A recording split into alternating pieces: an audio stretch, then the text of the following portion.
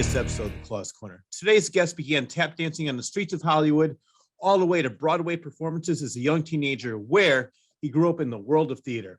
He appeared in Peter Pan with Mary Martin and Cyril Ritchard and achieved the rare feat of playing in top productions of West Side Story in both New York and London before the age of 20.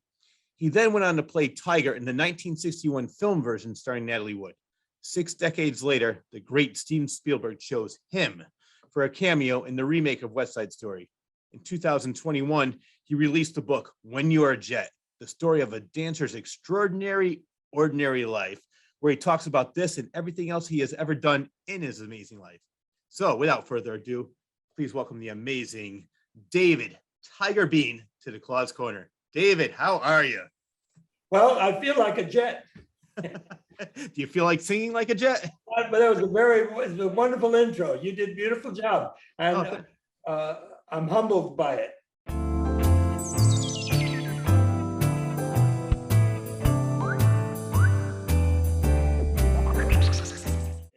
That's a genius move, though. Hire the gang as security. So they're going to leave you alone. They're getting paid. They're happy. They ate with us, everything. Yeah. And even up on 110th Street, one of the guys leaning against a fence said something nasty and he got stabbed. Oh, man. Yeah. Well, let's talk about the two directors right now. The dynamic between Robert Wise and Jerry Robbins. I want to talk about the dynamic between the two of them, because they both seem like very different ends of the spectrum, meaning Robert seemed like he was more laid back. Jerry was more like, let's do it like this. I don't care. And so how did the two of them get along? Unbelievably well. And it was respect. I mean, think about this. Robert Wise edited Orson Welles' first movie with Citizen Kane. I mean, he goes back. His credentials are huge. Jerry and Robert Wise had the utmost respect for each other. And that was really smart on Jerry's part, because Jerry didn't know anything about making movies. He only knew what he knew in his heart and what he could see. And when he took that little thing and they wore him around their neck, they were always looking. Jerry went overboard with respect to, let's do it this way, let's do it this way, let's do it this way. We were only supposed to be, I think 6 or 7 weeks in New York when we were 16. Wow. I think that's what it was. Wow. I could be wrong with those numbers, but it was huge. We were way over budget. Was there ever a time where the studio were thinking of canceling the movie, saying you're way too over budget, we can't afford this? If that happened, I don't know about it. Okay. I was just curious, because I know some movies. One example is another Spielberg movie, Close Encounters. They were going to do that with him, and then he put his own money into it so they can continue. Because they were saying you're far over budget. He goes, no, this is my vision. I know exactly what I want to do. Just give me a little bit. Because they wanted it out before summer, and he couldn't get it in time. He goes, here. He put his own money into the movie at 29 years old to get it done. Well, I heard the Mirish brothers were not happy with the way the overruns were going. Yeah. And they had to come up with a lot more money. But the details on that, I didn't really pay attention to. And nobody was calling me up and said, hey, Dave, did you know? No, I didn't. What I heard was probably just rumors, Yeah. But never was it a point where we would say, are we going to be working tomorrow? That never happened. That's so if it was an internal thing, it was not for our ears, because which is good that you didn't get involved in the politics. It was more like, let me just act, let me sing, dance, and make the movie. It come up after the movie was made. Yeah, for us. Yeah.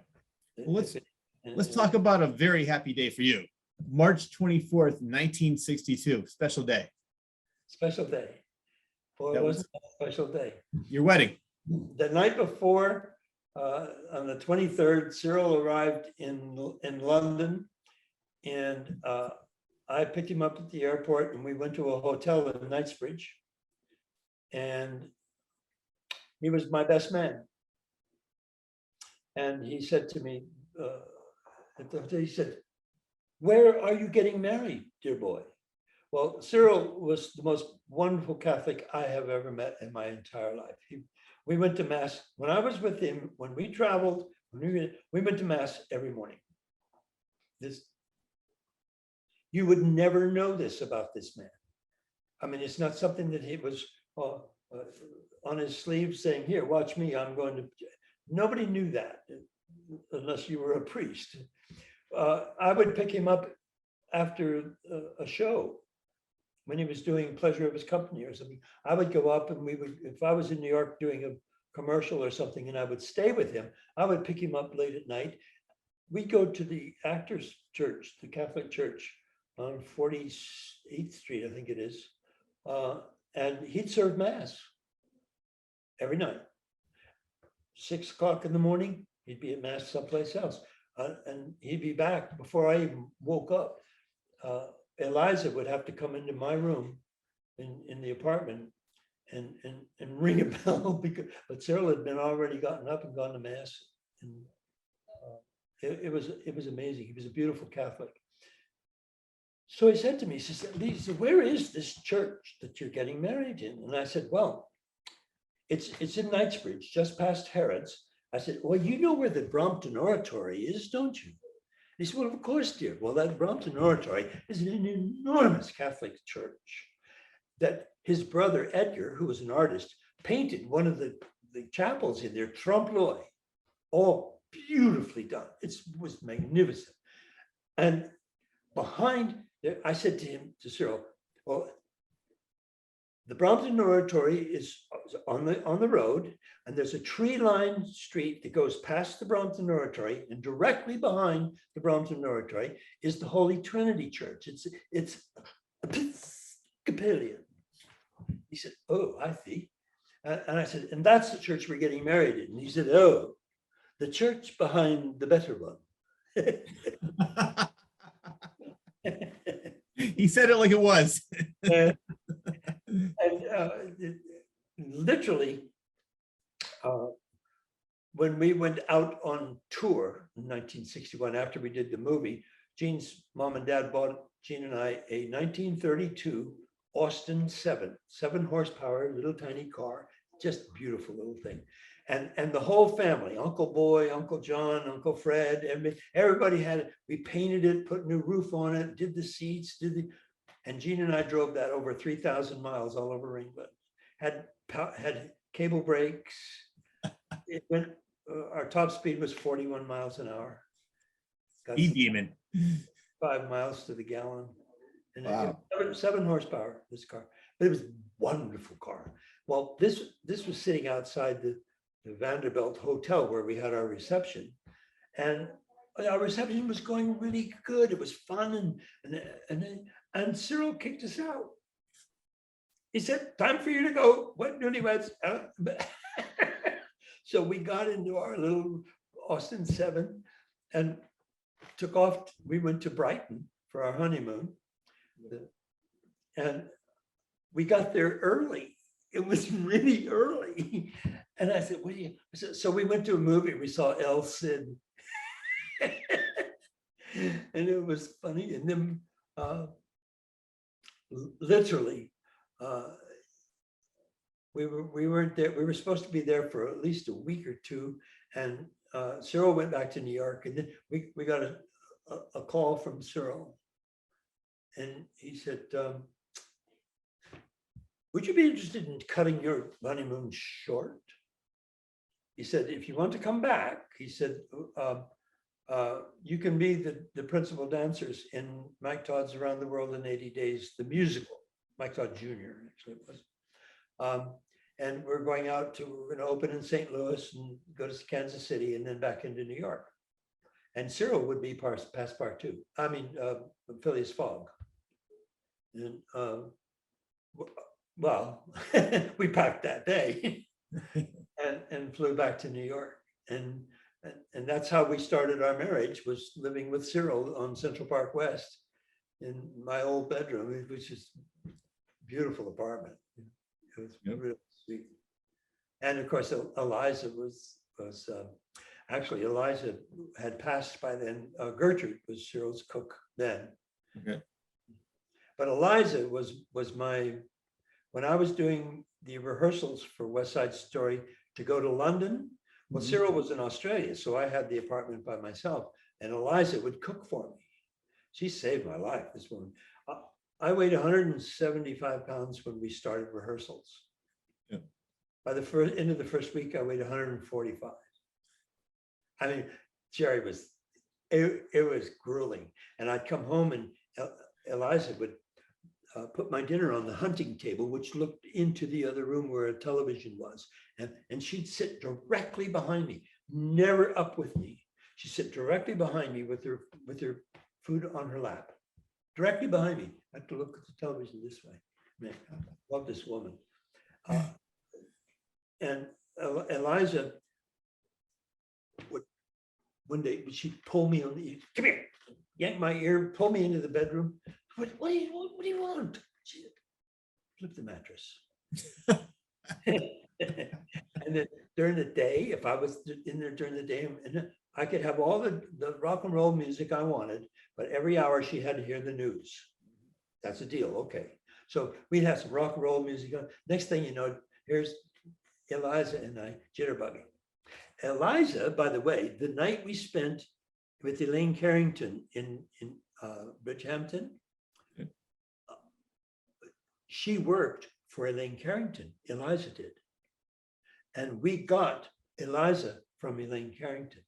So Eliza, I met that night when we were dancing with Marilyn Monroe, or we were there for the whole weeks. So I got to know her. And then when she came to work, to live, she lived in there's a small apartment that Cyril had for her. She lived, right across the hall. And she took care of Cyril. Yeah, that sounds like a great woman. Yeah.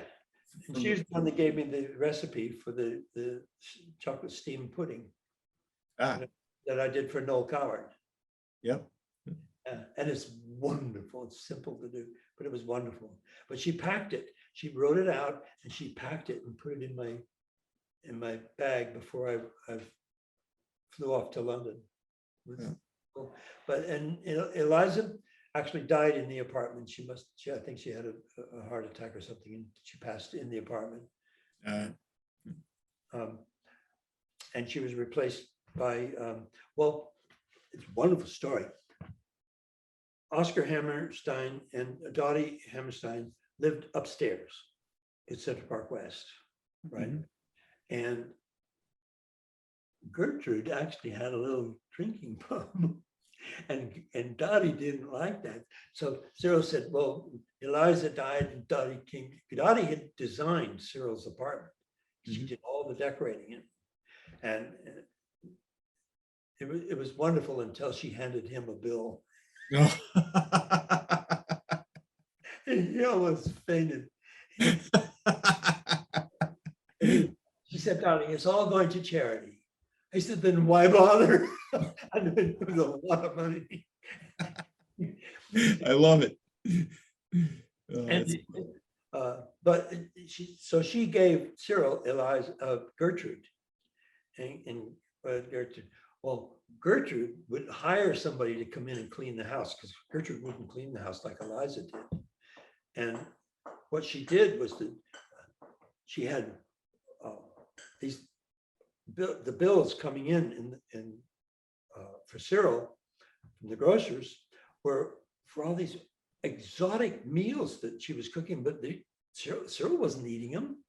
And Gertrude was cooking for the Irish maid that was cleaning the house. Jean and I got chicken.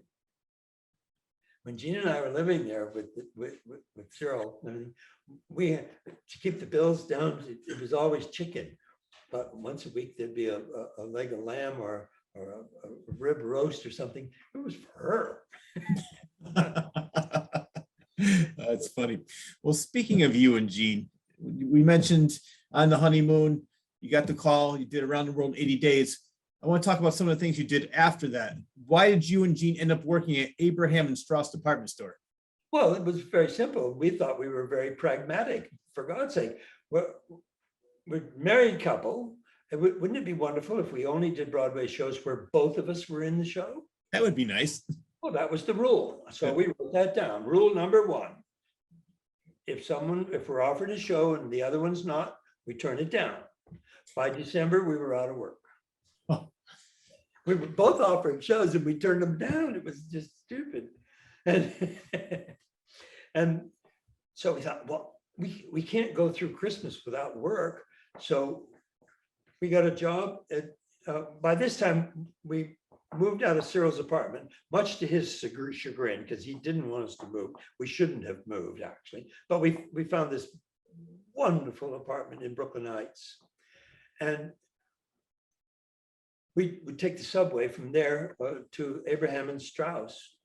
And we got a job at Abraham and Strauss. I was fifth understudy to Santa Claus. And I went on. And there's in my scrapbooks, I have a reject photograph that somebody sent back. There's 3 children on my lap. They're pulling my hat off, and you see all this red hair coming out like so. And I look like I'm 12 anyway. and I'm really skinny. And these kids are skinny. It's a terribly funny photograph. Yeah, that's funny. Well, you worked there for a while, but next up for the Christmas season, yeah. And then right after that, Jean did with Gladys Cooper. She did, I think it was Prisoner of Zenda. No. That was what you two worked together. She did a television show, Pygmalion. Okay. With Gladys Cooper and George Schaefer directed that. And then from there, she went into Boys from Syracuse, and I went into Hotspot. Okay. And yeah. When did Prisoner of Zenda happen then? Was this long after? Prisoner did right after Hotspot. I think it was in 60. Prisoner of Zenda was before we bought the house, so it was just in 63, actually. Yeah. It had to be 63. Well, no, when was Kennedy? 63. 11/22/63. Right, we were in a plane coming back to New York when that happened. Yeah. Now, was that the show that you tap danced with Sammy Davis Jr.? Huh? Yeah, that must have been an experience. The guys,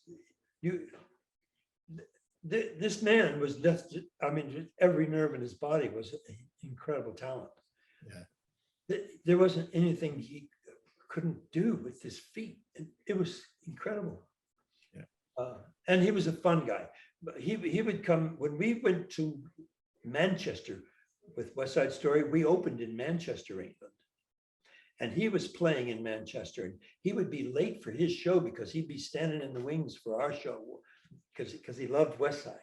I love it.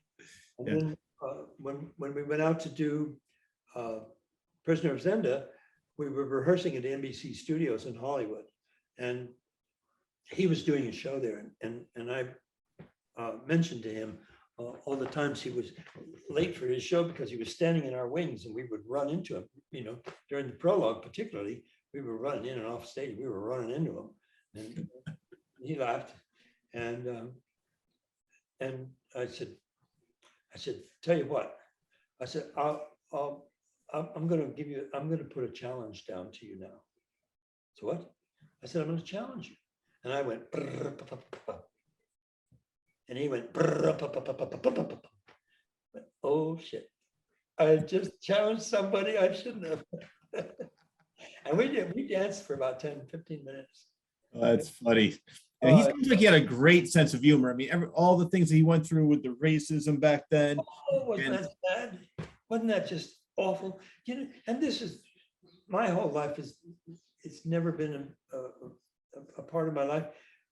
Somebody said to me once, are there any black kids in your show?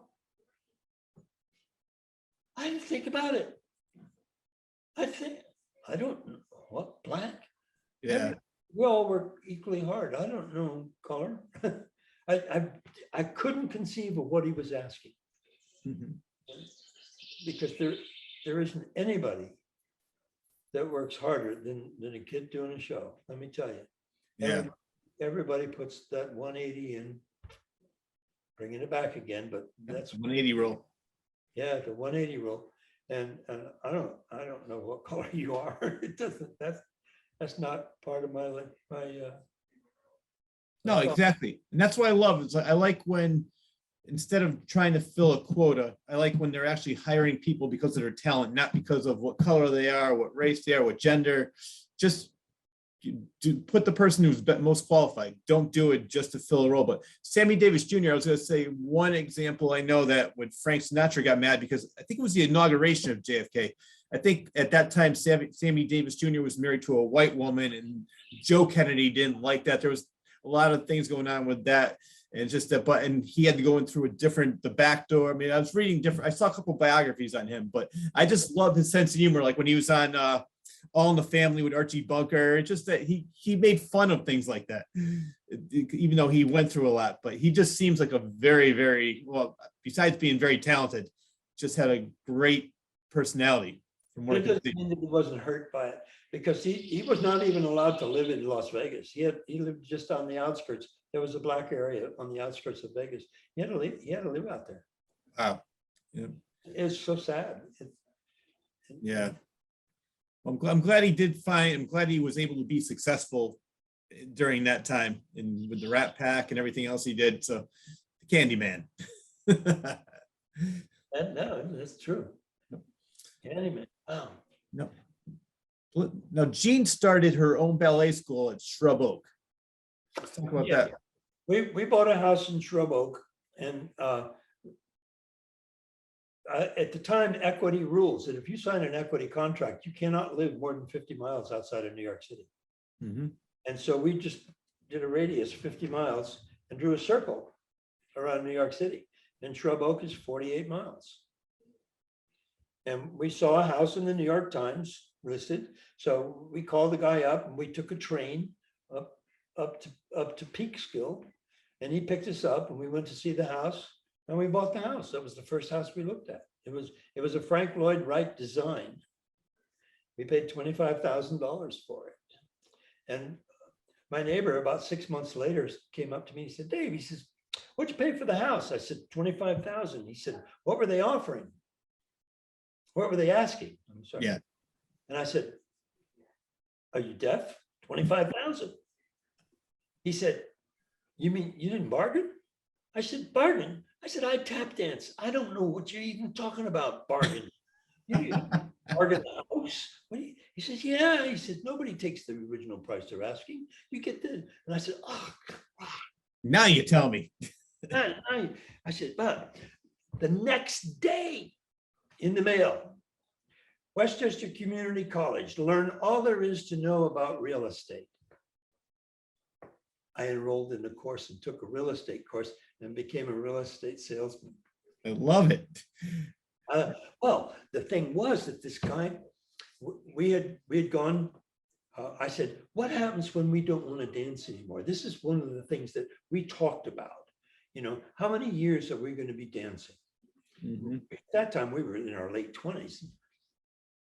And I said, "Wouldn't it be smart to have something going on?" And I said, down in the Bowery, there's a place down there you can buy printing equipment, and I go down, I can build a little printing company in the middle section of our house. And I said, one, not necessarily because it saved our life or anything, but because I love doing that. It's so exciting.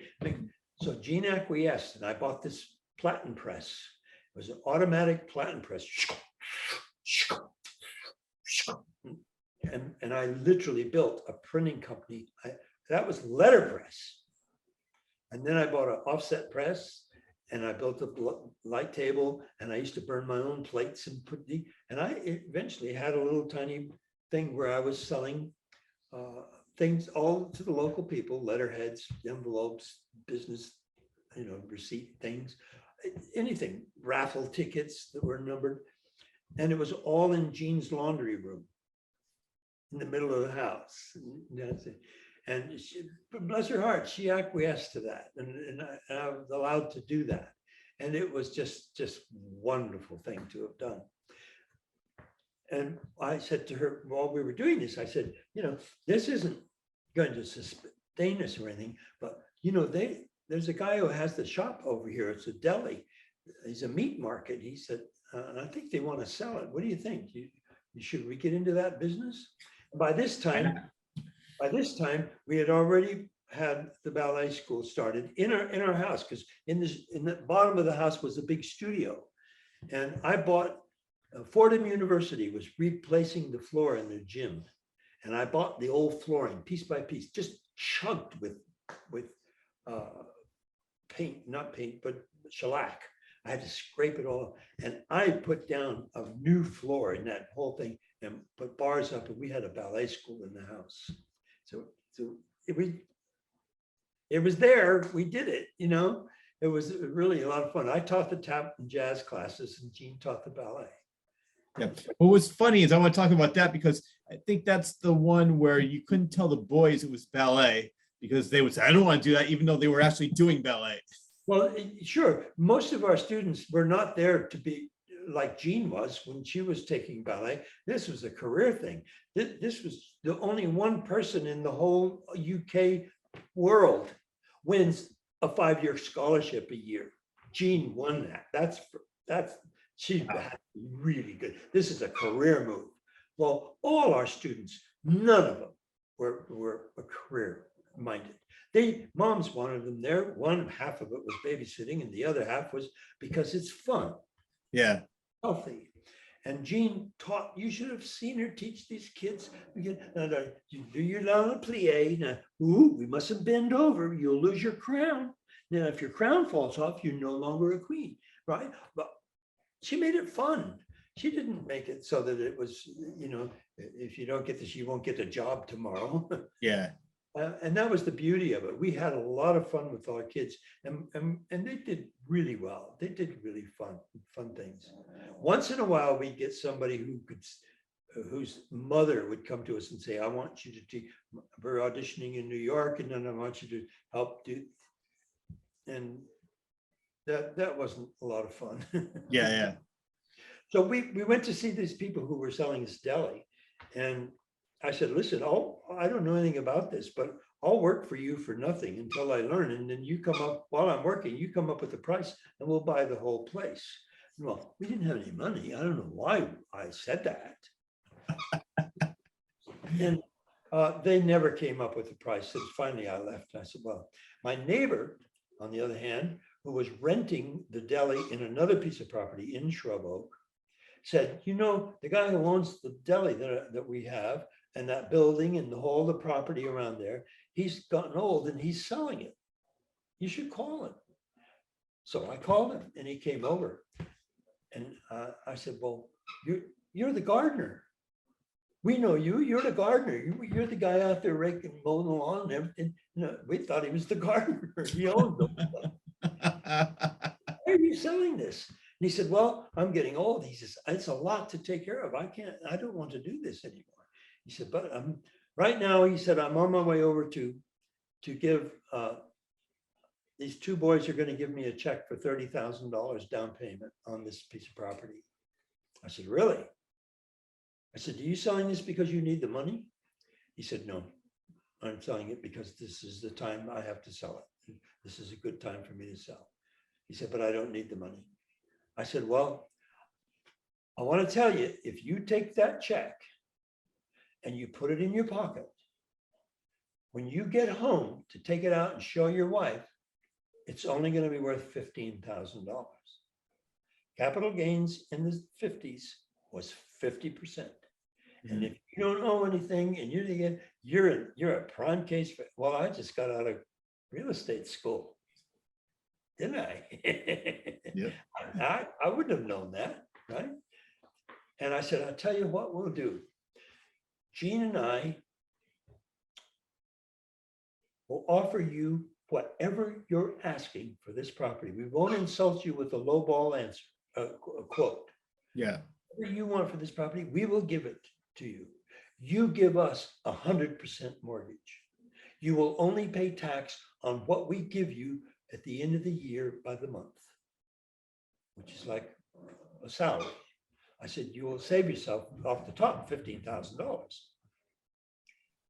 He went home to his wife. He said, I just met the cutest couple. And he came back and he said, you got a deal. So we bought a whole shopping center for nothing down. Wow. We had to borrow $1,500 because we only had $54 in the bank. We had to borrow $1,500 to close. Yeah. And which we did. Next thing you know, we own a deli and a post office and 4 apartments and 5 businesses and a house. I love it. And the house, well, one afternoon we were sitting on top of the post office and the second floor of this old building, this beautiful old building, we were painting. We were scraping and painting. And we were having lunch sitting on the post office top roof. And we were looking across the parking lot and I said, you know, we've never been in that house that we own. People had rented it and it just never happened that we never went in it. But they're moving. We're going to have a place to do something with.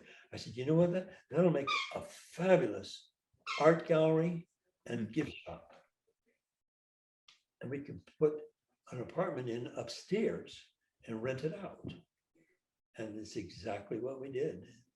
And the art gallery was huge success. And the framing company was a huge success.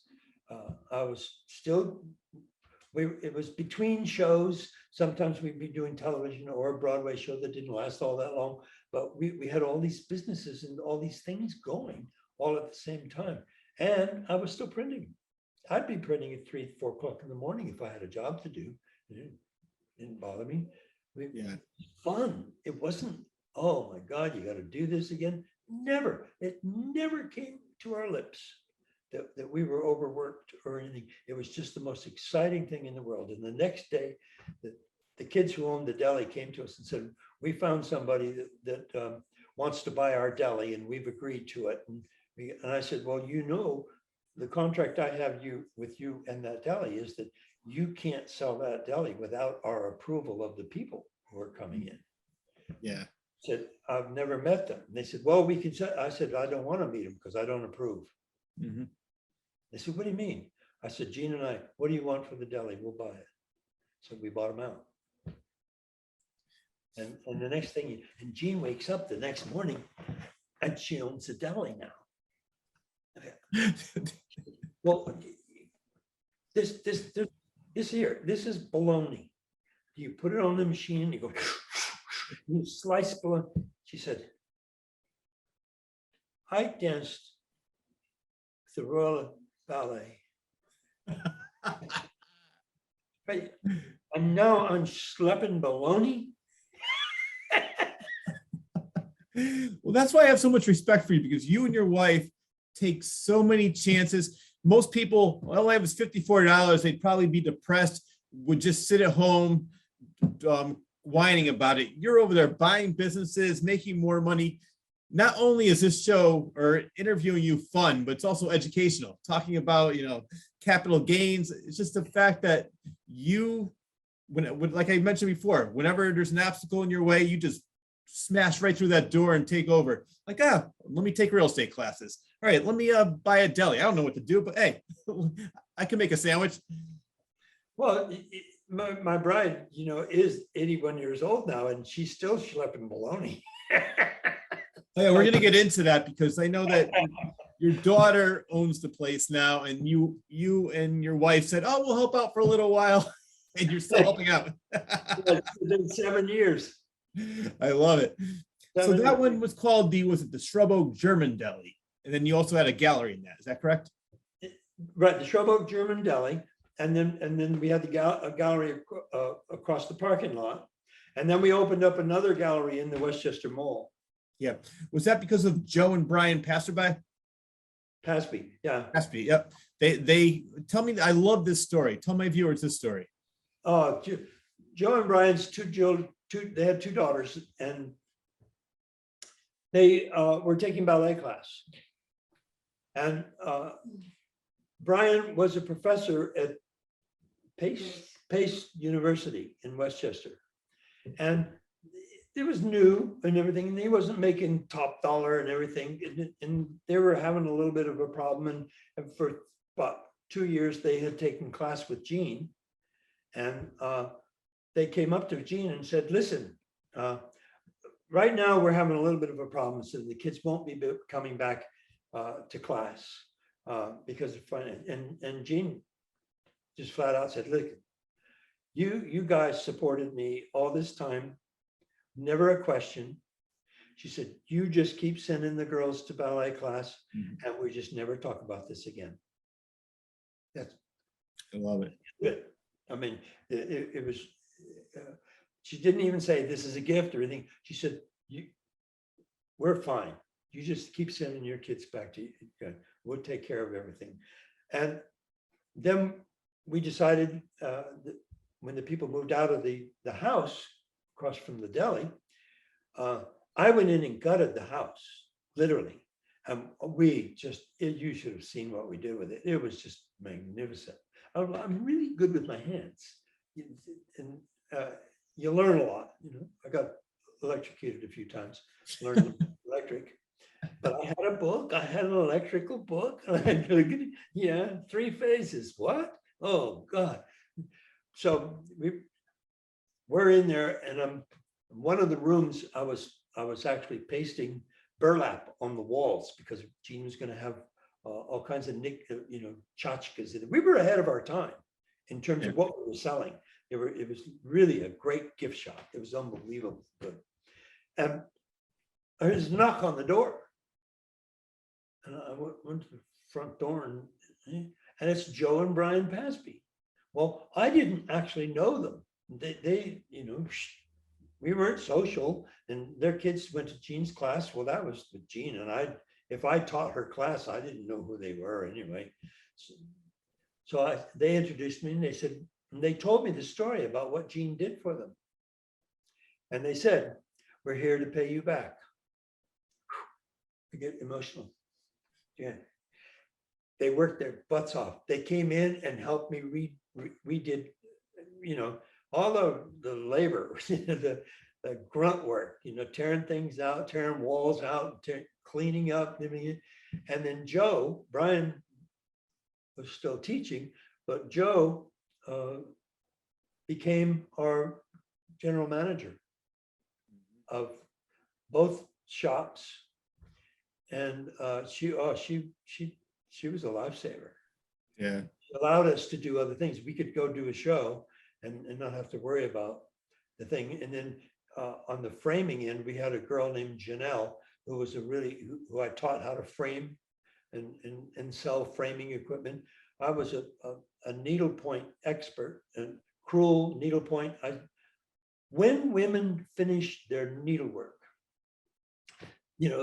needlepoint particularly, they would say, oh, isn't this pretty? And then they roll it up in tissue paper and put it in a drawer. You could run over that with a Mack truck and not hurt it.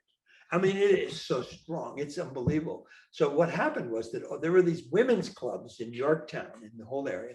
And they would do, well, I would give lectures to women's clubs on what to do when you finish your piece, how to block it, how to stretch it, how to frame it. Hello. They would come, we would frame it. It was a business deal. And of course, I would sing a couple of songs in between. If I felt I was losing them, I'd say, when am I gonna meet your mother? When am I gonna meet your dad? When am I gonna meet your brother? If he resembles you, I know that he's a handsome lad. Now that we really know each other. After all, we met an hour ago. When am I gonna meet your brother? Mother, if I wait another hour or so, I'm gonna walk through your front door, the proudest guy you ever saw, and meet my mother-in-law. That would keep him alive a little bit. Yeah. We have poems, we have songs. I love it. But I would do that to keep the thing going, because how exciting can you get about a piece of crewel work that probably not all that attractive anyway? But we did a lot of stuff. And then I learned old masters. I started restoring old masters and learning how to do that. I went to Norway, Sweden, and Belgium and bought framing fabriken. They were making it over there, but stuff you couldn't buy over here for the frame department. Mhm. We would buy gesso and rolls of it that was made in Europe and send it back. And it was a fun Yeah. time. So you had the Strabo German Deli, then you had the Strabo Gallery too. So you were running both those at the same time. Yeah. And we were printing. There was Dave Bean Printing Company. And if we weren't doing a show and we needed money for something, then I would go into was it White Plains? Yeah. Mount Kisco. And I used to print the Village Voice Oh, wow. newspaper. Yeah. And the Danbury News Times and the Hartford Times. And I was in charge of the whole friggin' thing. There was That was in Connecticut. huh? That was Connecticut. No, that was Patent trader. that was the patent trader was in White Plains, but Mount Kisco, sorry, Mount not White Kisco, Plains, yeah. Mount Kisco. But what happened was to get the job, I walked in and I'm an offset pressman, but I'd never seen this press. It's 2 stories high and a block long, you know. Yeah. Offset printing is exactly the same. I don't care how big the press is. You know? So I walked in and I was hired as the general manager of the plant. And a guy standing over there smoking a pipe, waiting for me to tell him what to do. And I walked in, I said, "Hey, Fred." And he said, "Yeah." So where's the start button on this beast? He said, "It's the green one." And I went over and I pushed the green one. I had 14 guys to run that friggin' press. By the end of the night, I knew everything there was to know about that press. But I would work the night shift from 11 to 7. I'd be home by 8, wake up the girls and do breakfast. And then I go across to the shop, the plaza, you know, the post office and the Yeah. deli, and maintain that until 3 o'clock, go to bed at 3, wake up at 9, be on them by 11. So we could do it again. But I was making really good money so that we could do all these extra things that we had in our craw, you know, that we had to get out and to do.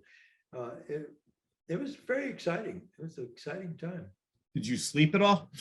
I can't imagine it. If you were doing a triple, yes, I went to Danbury and I would, because it was all union, I belonged to the Westchester local. Mhm. And if you go to the Danbury and print their papers for them, and you would go as a sub. In other words, one of their guys is out, they have to have somebody replace him. So they call me.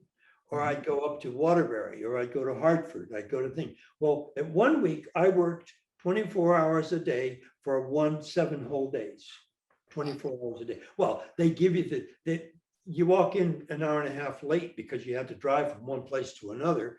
And then once the press is set up and you start running, they say, "All right, Bean, hit the rolls." And you would go and lay down on the rolls and go to sleep.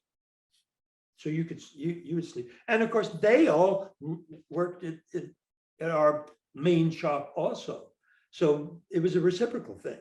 Yeah.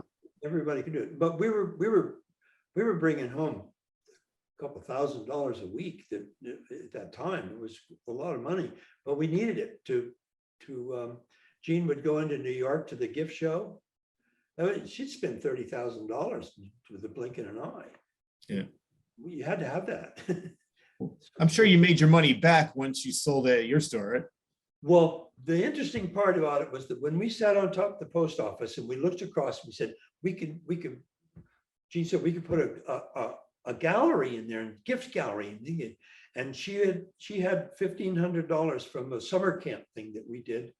And so we went to New York and we bought 3,000 50-cent items. which is $1,500 worth.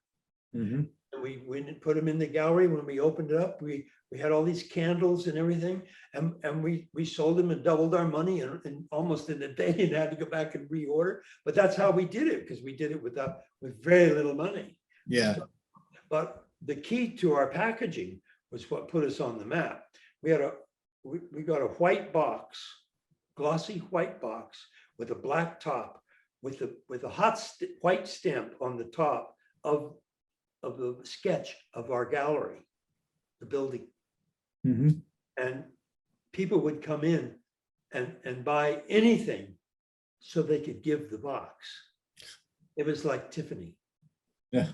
Blue box of Tiffany's. Yeah. We had a black and white box from Jeanie Bean from the Showboat Gallery. It was brilliant because it put us on the map. We really did very well. And how long did you run that for? Oh, we had it for several years, didn't we? 9 years. Yeah, about 9 years. Wow. Then we're also doing the deli. But we also had the deli, Yeah. and I was printing. Yep. And we were then, by that time, we were doing the odd shows. And then also July 27th, 1966, you had some more work to do because Jennifer was born. Yeah, Jen, yeah, that was fun. So you and Jean were definitely very busy and still busy. Well, one of the wonderful stories about Jennifer was the fact that when we had her in our house, all the furniture we had in our house was, we loved antique furniture and stuff we'd been collecting since we were kids. Well, you know, they have these little things you put the kid in and she runs all over the place and learns to walk in them. Yeah. That's never going to enter my front door and bang into all the furniture we had and everything. So we used to take Jennifer to Caldor's and put her in one of these things and let her run all over the store and then put it back and go home. So she could learn to walk. We had a lot of fun. Yeah, well, that's the most important thing. As you mentioned before, some people would say, oh, I got to go to work. For you, it was fun. All the hours you put in, but it didn't seem like work to you. I mean, it probably did it sometimes, but for the most part, you and your wife are having a great time you're loving what you're doing, and you're making money at the same time. So it was good. Well, I'm telling the story about you leaving a note on the refrigerator door for me one morning. Let's hear it. Well, Jean, you know, you're not married to a woman for 60 years without having some spats now and then. Oh yeah. She got pissed at me one night. I don't know. I don't even remember what it I'm was. sure she remembers. No, at that time, I don't even. know. Oh, sure, she remembers everything. Clap-trap brain this woman has. So I get off work at 7 and I get home at 8 o'clock, right? And generally I would do breakfast or something like that. And I would go to the refrigerator, right? Well, that morning I was absolutely exhausted. So I didn't bother. I just went straight to bed, right? I couldn't have noticed really that she wasn't in bed. But on the refrigerator door, which I never went to because I went in and took a shower and went straight to bed, right, was the door saying, "I'm leaving you." And you bastard, you do it. Right. And she got in the car and she was gone for the afternoon. She didn't last more than 5 or 6 hours. Meanwhile, you were getting a good night's sleep. I was. And then so she comes home, right? And at 3 o'clock, I'm just getting up. Right? Hi, love, how you doing? Did you have breakfast and everything? I said, you son of a bitch, what do you mean? Didn't you get my note? I said, what note? I didn't even know she left me. She left me and was back before I didn't do it. Huh? She said it was cold. It was funny. Oh God, this is wonderful. I don't even know why she left. I never asked. Well, I'm glad you were well rested by the time she got back. That's treated her like it was, Mayday. Hello. It was funny. Dear me.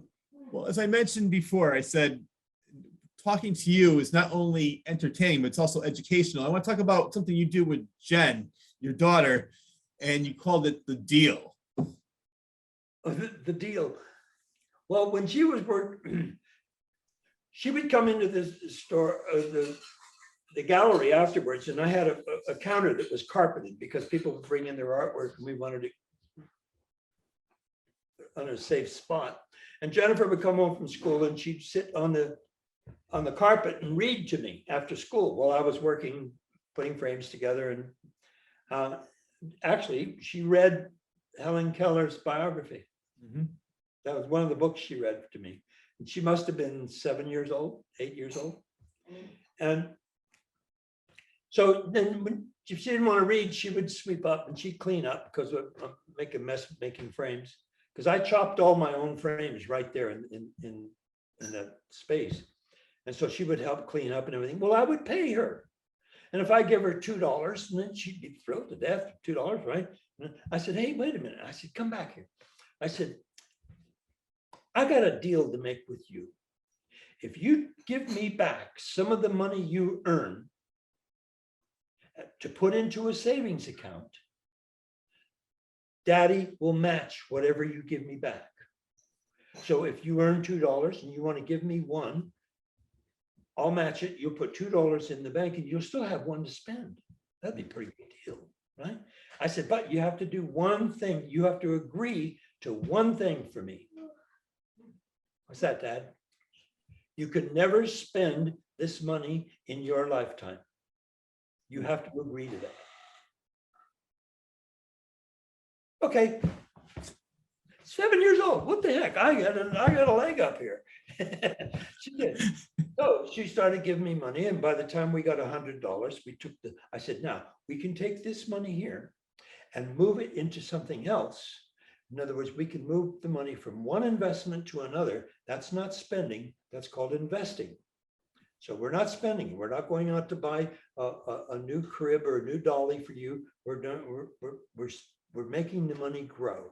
Okay, so we get $100 and we get, well, in the early 70s, we started buying CDs at 16%. Oh yeah. 17%.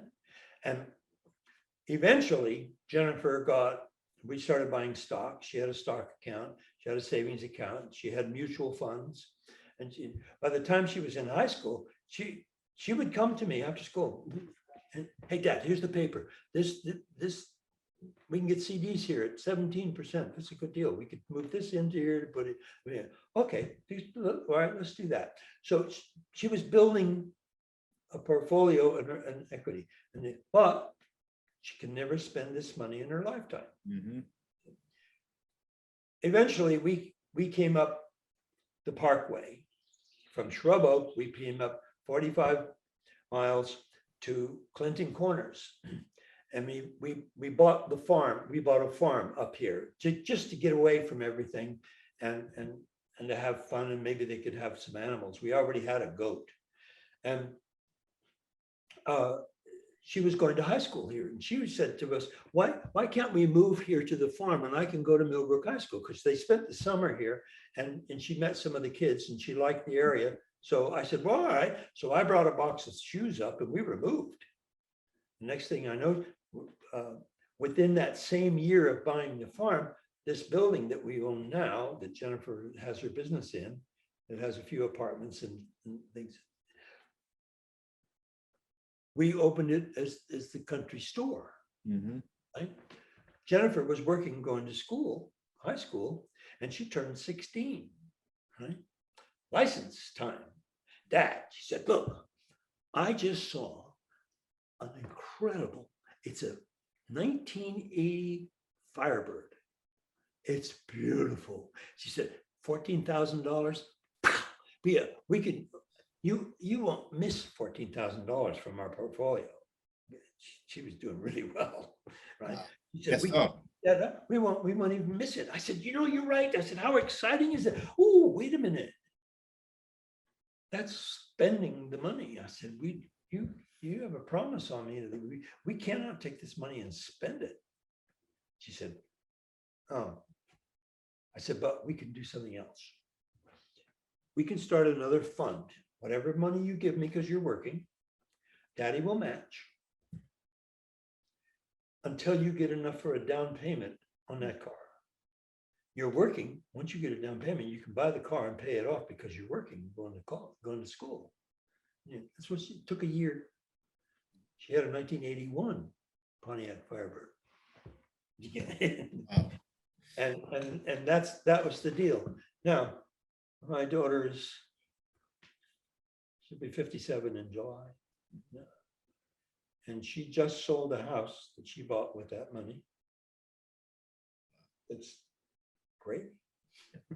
Now, see, I love that because you taught her the independence, you taught her the value of money at such an early age that by the time she was in high school, she was probably set for a long time. And now she knows the importance of, all right, well, I don't need to spend this, and she'll never be broke because you taught her the importance of saving money, how to invest, and you also made it fun too. We're like, no, well, you do this, I'll match it. The success of her business now is phenomenal, but it makes sense. The kids that work for her earn a really good salary. Yeah. And they all are offered a 401k. This is a Deli. Hello. Mhm. And they're young kids. Yeah.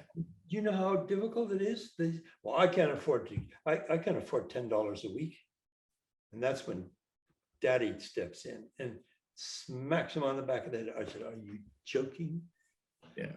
All our grandchildren have mutual funds that we put a little bit of money into when they're born.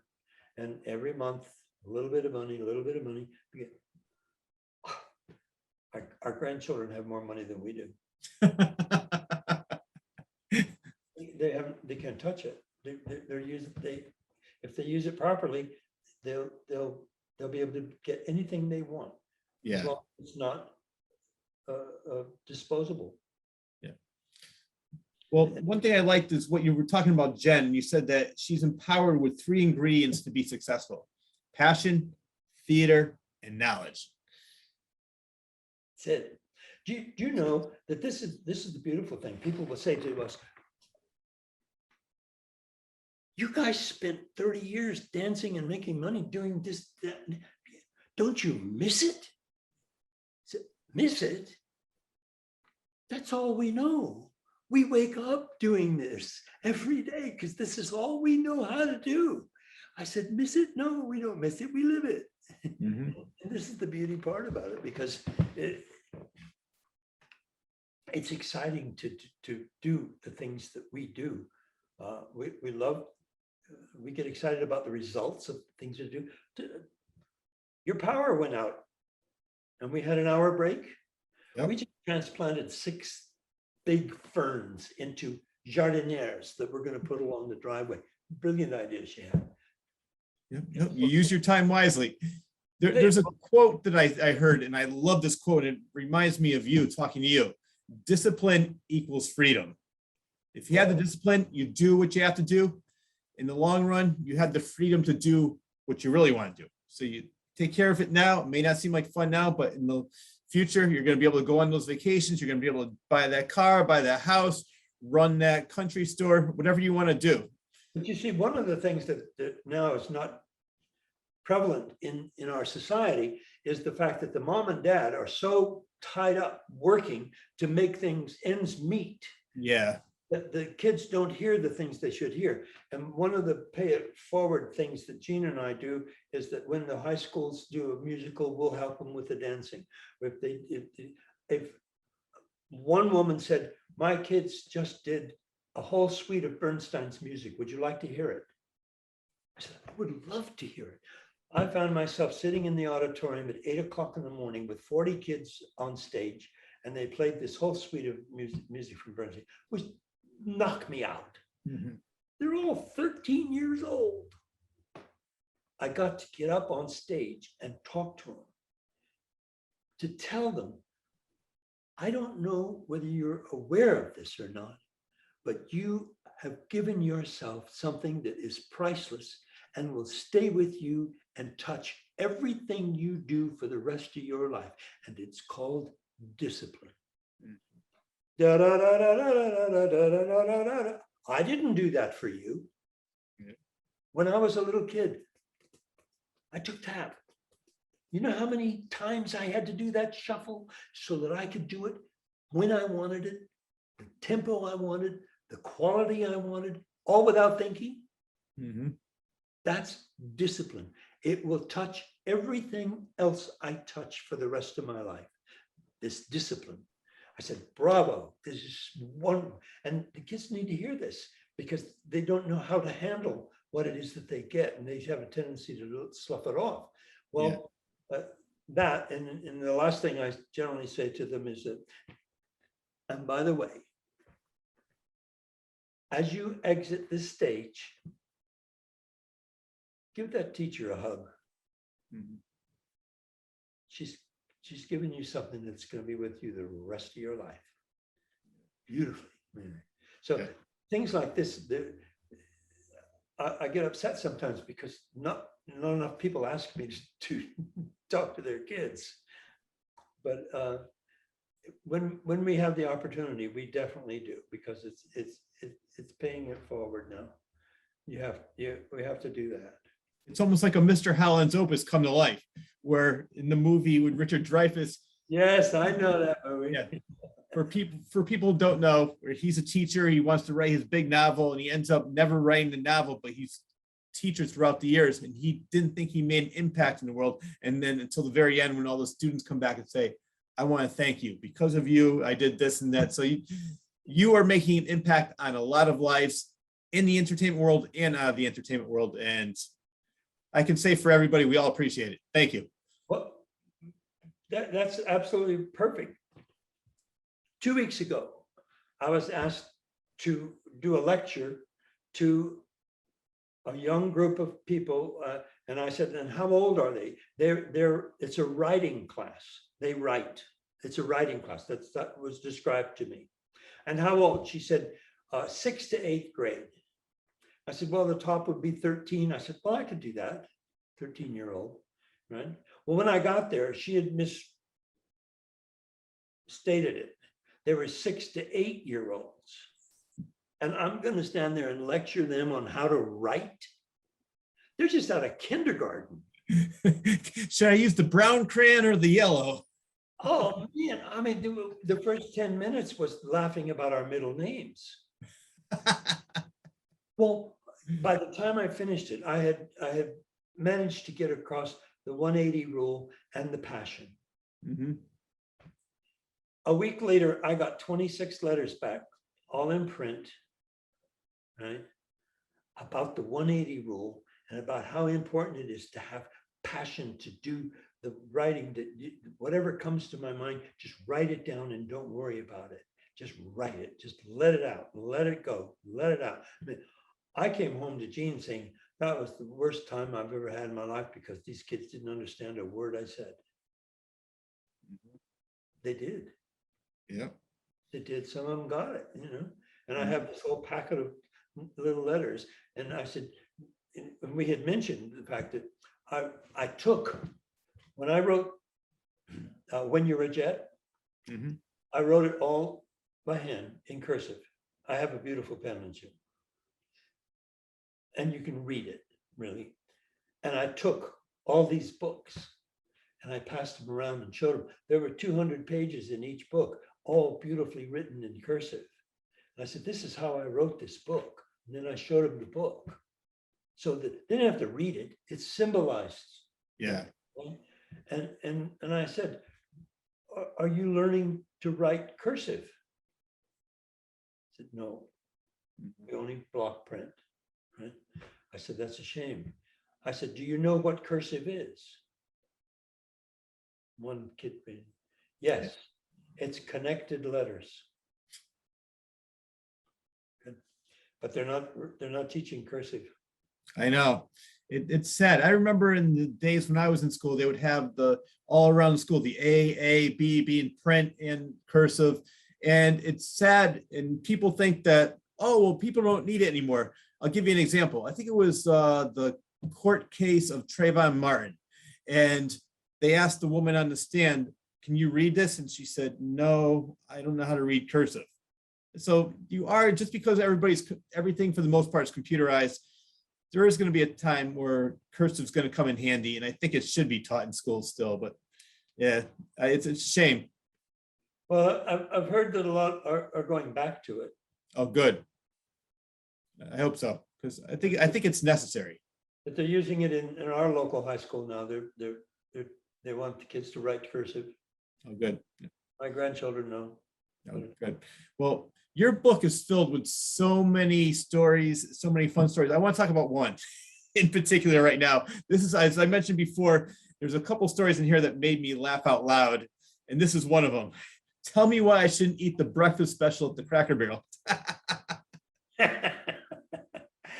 Well, it's funny because there's such a thing as a connection between your children. And as we only have Jennifer as our only child.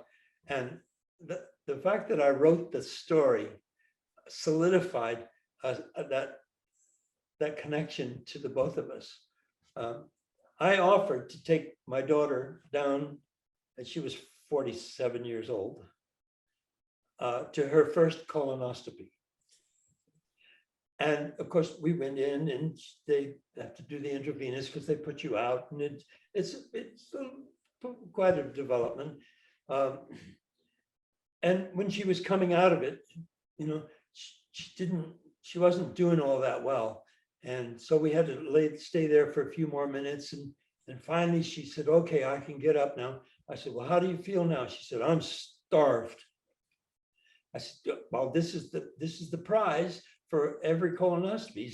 We get to go out and eat breakfast. And guess what? I'm starving myself. This is going to be good, right? So from the doctor's office, not half a mile down the road was this Cracker Barrel.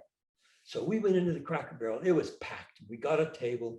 We sat down, and Jennifer ordered the Texas breakfast. I mean, there was everything on that plate you can imagine. I can imagine. She was eating away. And I said, how you feel? Oh, it's good. And she stopped. I said, what? She said, uh-oh. And she put a knife and fork down, slowly got up, turned, and went straight to the bathroom. Well, she was gone a few minutes, right? And I was drinking coffee, waiting and waiting and waiting. All of a sudden, I see her coming back, winding her way through the crowd and past the customers' chairs. She comes over and sits down, and she has this little grin on her face. I said, what did you do? She said, well, Dad, she said, I really had to go in quickly because, like the doctor said, something is going to happen and it's okay. She said, well, I went into the cubicle and I sat down and I made noises like you would have thought it was the Second World War. Things were coming out. It was just horrific. When I finished, I opened the door to the cubicle, and a woman was standing there with her back to the porcelain sink, with her jaw dropped. Her eyes were bugged out. She said, what? She didn't say a word. She said, Dad, I didn't skip a beat. I walked straight up to her and said, don't have the breakfast special, and walked out. She's probably still sitting there going, but don't have it was funny. that is hilarious. The nice part about that story is that there's a picture of Jennifer and I at the end of the story. Yeah. And the story with the picture is a tribute to father-daughter. Mm-hmm. I just think it's so I'm touched by it because I think Jennifer and I have a bond. Yeah. Well, I'm so glad that the three of you have such a great sense of humor and you're so close.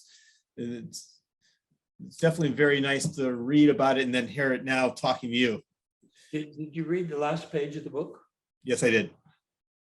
Yeah, I think that's a wonderful tribute to Jean. Yes, It's definitely. Outside of letters that I wrote to her before we were married, it's the only love letter to my wife that that I remember writing. It's 4 lines, 2 Yeah. lines, two lines. I think it's 2. I have to double check, but yeah, I think it's 2. Yeah.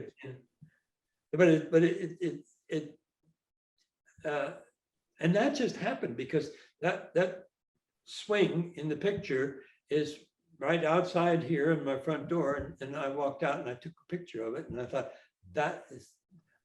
I knew immediately what it was going to do. Yeah. Because Jean and I have worked pretty hard most of our lives, and when we come home, we will build a fire in the fireplace. We have 3 places outdoors in our gardens that we can build a fire, and we'll build a fire someplace, no matter where it is. And we sit and practice drinking for a half hour, and we talk. Yeah. That's our time. And I think that is so important to any couple, because there's got to be things that you have to share and to know you can't just run your life without conversing with your mate. It's important that you both be on the same track about everything you're doing. Well, and that's also inspiring, because I know so many people have been married for way less than the 2 of you have been married, and they basically live separate lives.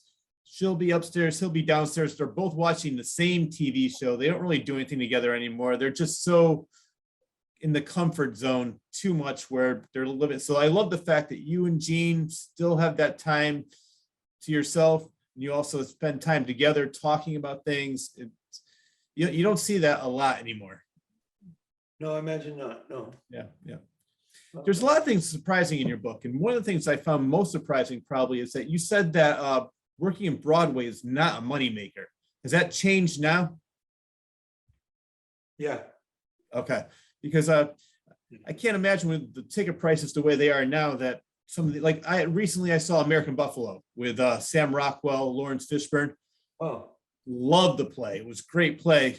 It was a very small theater. I was impressed with like the quality of the show. And I think it was pretty sure it was off Broadway, but it was such a great show. So I'm thinking about that when I'm reading your book. I said, I have a feeling Sam Rockwell is making a pretty decent penny doing this show right now. Yeah, but if there was a chorus line in there, that's basically what we were living on, and Okay. and in the 50s and in the 60s and 70s, even in the 70s, we were bringing home $125 to $135 a week. Wow. And we had to do other things. We did. Which is not in the book, is that we did all those Perry Como shows and the dinosaur shows, and we did commercials. Yeah. That a couple of our commercials paid off fairly well, but we couldn't exist if we didn't do these other shows. At the end of the week, you do a Perry Como show, at the end of the week, you got $600 compared to 135 for 8 shows a week. It's prestigious to be on Broadway. Yeah. And it's fun. It's really fun, particularly depending on what you're doing in the show. Most of the shows that I did, I requested to be a swing boy, or I was an assistant stage manager. So that's another $50, right? Yeah. And sometimes you'd have to give light cues. Sometimes you would have to take the star, Judy Holliday, you'd have to take her by the arm and lead her around something so that she wouldn't get hurt. And that's part of your job. You're assisting everybody. And that's extra money. I would also take my camera into the theater. I had a really good Yashica camera. And I would take my movie screen and I would take headshots of the kids for their portfolios and make money. Yeah. I would have them developed and do really good. They came out really good. I was a good photographer. You have many talents. Well, it's tenacity. When we developed we had a mail order company for the British food. And we had 380 food items that we were putting into this catalog. And I went to a guy professionally and said, could you photograph these for me? And he really did a terrible job. And I thought, and I paid the guy. And so I said to my wife, I said, I know how this should be done, and this is how I'm going to do. Mhm. And my neighbor had an enlarger, a print enlarger. You Yeah. put the negative in and make prints, right? So I went down and I bought a book on how to develop film. And I bought a little canister and I bought all the chemicals and everything. And I went down to the store. We had the deli, and I went down in the basement of the deli. I started at about 7 o'clock after the deli closed. By 6 o'clock in the morning, I developed a roll of film and printed it. I had taken pictures of the stuff of myself, and it's exactly what I wanted. But overnight, I was able to do it and get what I wanted. But I had to read a book. Yeah. Reminds me of my grandfather. He made the road that we lived on. He built the road. He built most of the houses, and then he built a pond so we could ice skate, we could fish, we could go sledding, and play hockey. And so I asked my mother, I said, how did he learn all that? And she said he went to the library. He got a lot of books and read about it. Now it's even easier because all you have to do is click on, how do I build a house on YouTube? And they'll tell you step by step, how do you do this? So when you and my grandfather were growing up, it was a lot different where you actually had to go to a library, get an encyclopedia, do something. And that's why when people use excuses, oh, I didn't have enough money for college, I can't do this. You're living proof. My grandfather's living proof. If you want to do something bad enough, you'll find a way to do it. One of the interesting things of what you just said, which is very important in terms of moving it on with the young people. All of our grandchildren had funds. Not all of them even knew about them. Mhm. I said to my oldest granddaughter, I said, what are your plans after you graduated high school? She said, well, I'm going to college. And I said, how are you paying for it? And she didn't know she had this fund that we had given her. And she said, and I have to work at the hospital, and I'm getting a student loan. And I have to work at the hospital too. I said, fabulous. This is fabulous. And we backed her all the way, just encouraging. And she said, I want to change college. I want to go up to Lake George. Can I live in your house up there while I go to Adirondack Community College for a nursing degree? I said, you bet your life you can. But during the 13 weeks of summer, we rented out by the week. So you'll be here. You have to come home. I said, okay. So by the time the kid got her degree, she earned it. She owns it. When she finished, I said, Nanny and Papa did this for you when you were born, and now here, this is worth all this money. I said, it's yours. You do whatever you want with it. I said, if you like, Mom, Papa, and Nanny are here, we will give you advice on what to do. All you have to do is ask. She said, well, I will do that. What do you think I should do? And I said, well, what are you doing about your student loan? She said, well, I'm paying it back. I got to pay $100 a month for the rest of my life. I said, good. Take a portion of your fund out and pay that off. However, you're already paying $100 a month to pay that off. Write that same check to yourself and put it back into your fund. Hello. So you never spend your investment. You invest your investment. You go from one to the other, and you can use it by doing that. I can't tell you how much credit you're going to get for having that. That path to go. And banks will applaud you and welcome you into their arms if you have a portfolio that's worth $70,000, $80,000. You really should start doing TED Talks. No, you'd be good at it. I mean, not everything you're saying is smart, and it's also entertaining. I think that you would definitely, and it's motivational. You're getting people motivated, learning to get your life in order, be smart about how you do things. I learned a lot just talking to you the last several hours. That's kind of you. But again, it's passion. Yeah. I live it. And it's a really good way to live. It really is. You set rules for yourself and you say, oh, wait, and you don't say, oh, hell, I got this rule. You say, oh man, I got this rule. How can I do it a different way? Yes. As opposed to being negative about what you've just done. Yeah. No, it's definitely all in the outlook. Yeah. I want to go back to, you mentioned you got by doing the specials and commercials. When you did the Perry Como show, did he remember you? Yeah. You did, yeah. You mean from Peter Pan? Yeah. Yeah, once I told him. Okay. Yeah.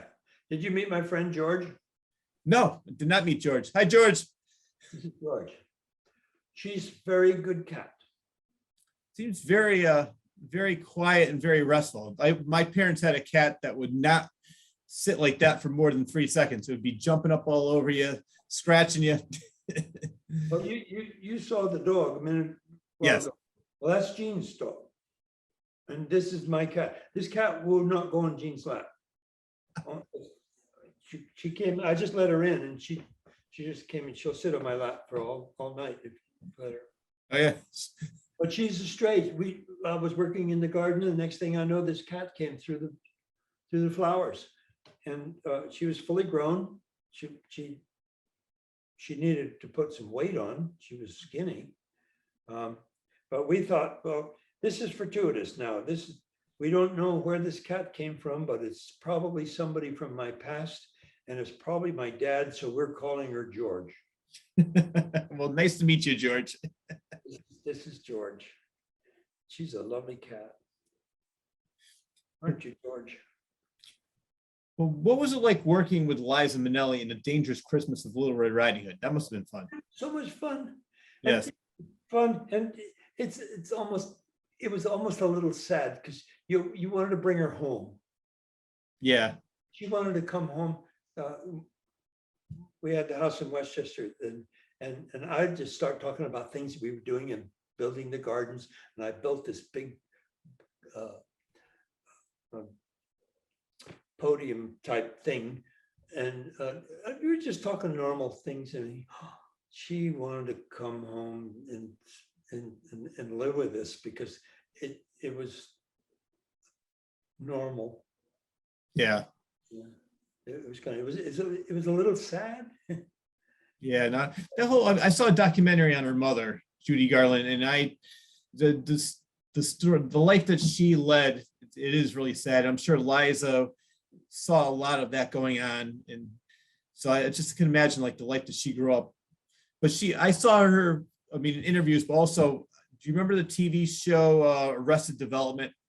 It was narrated by Ron Howard and produced by his company, but she had a recurring role in that. And that's when I realized what a great sense of humor she had.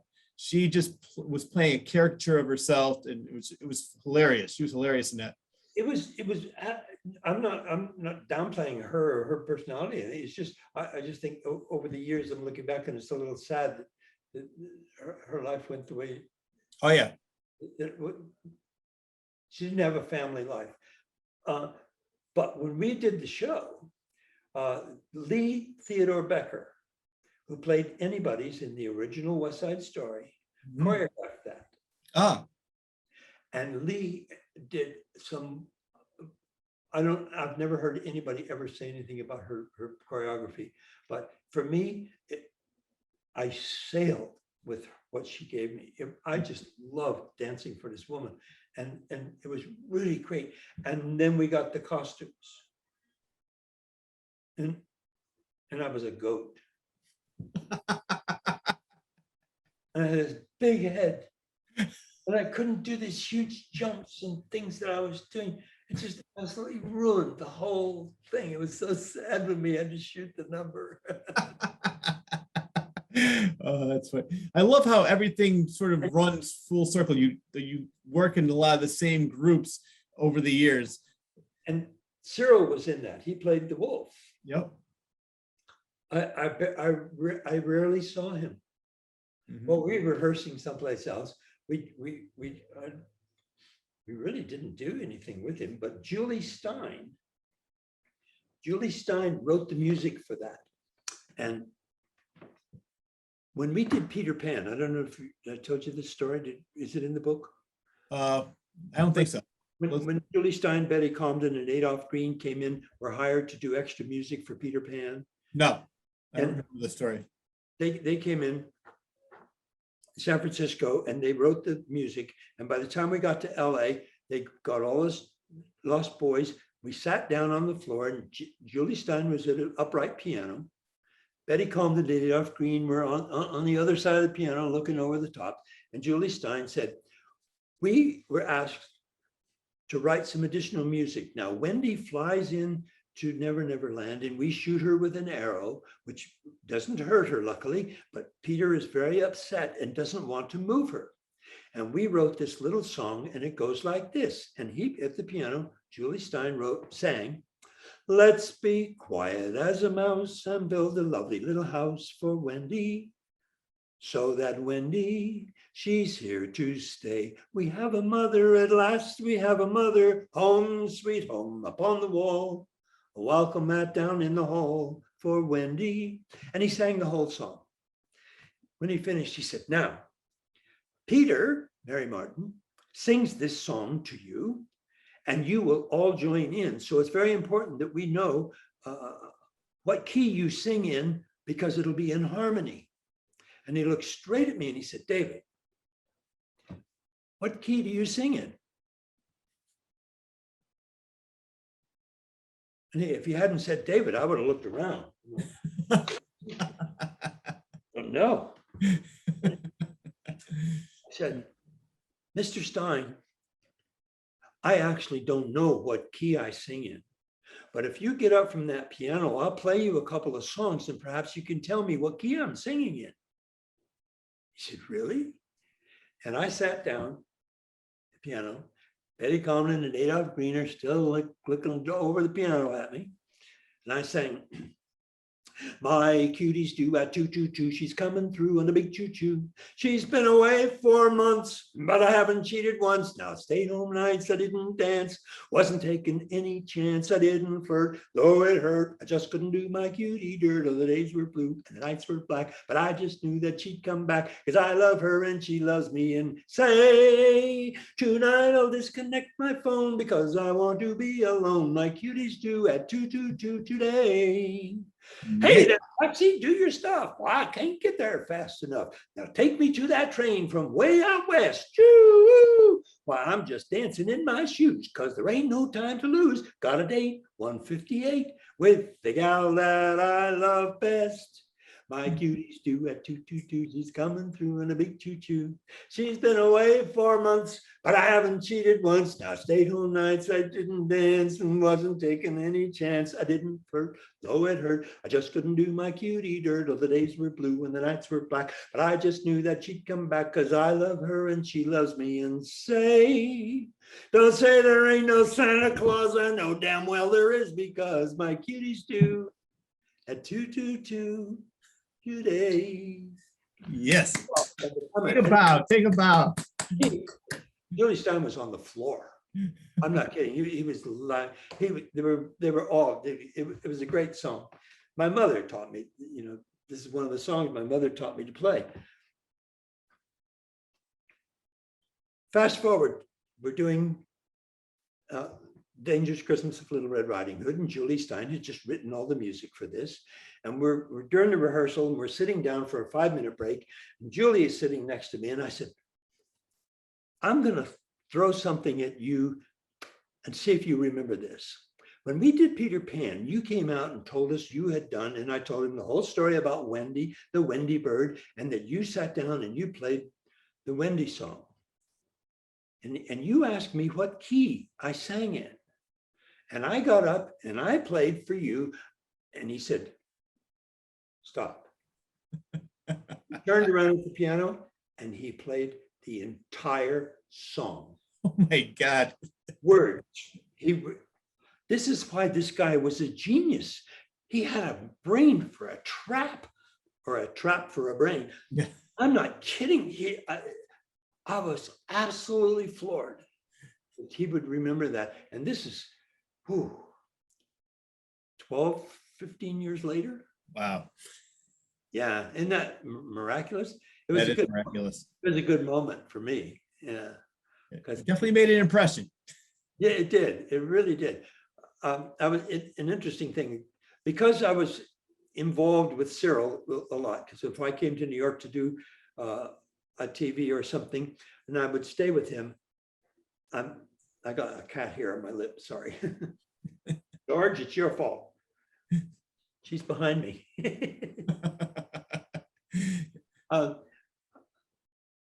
I came in and Cyril would be invited to someplace. Well, I tagged along.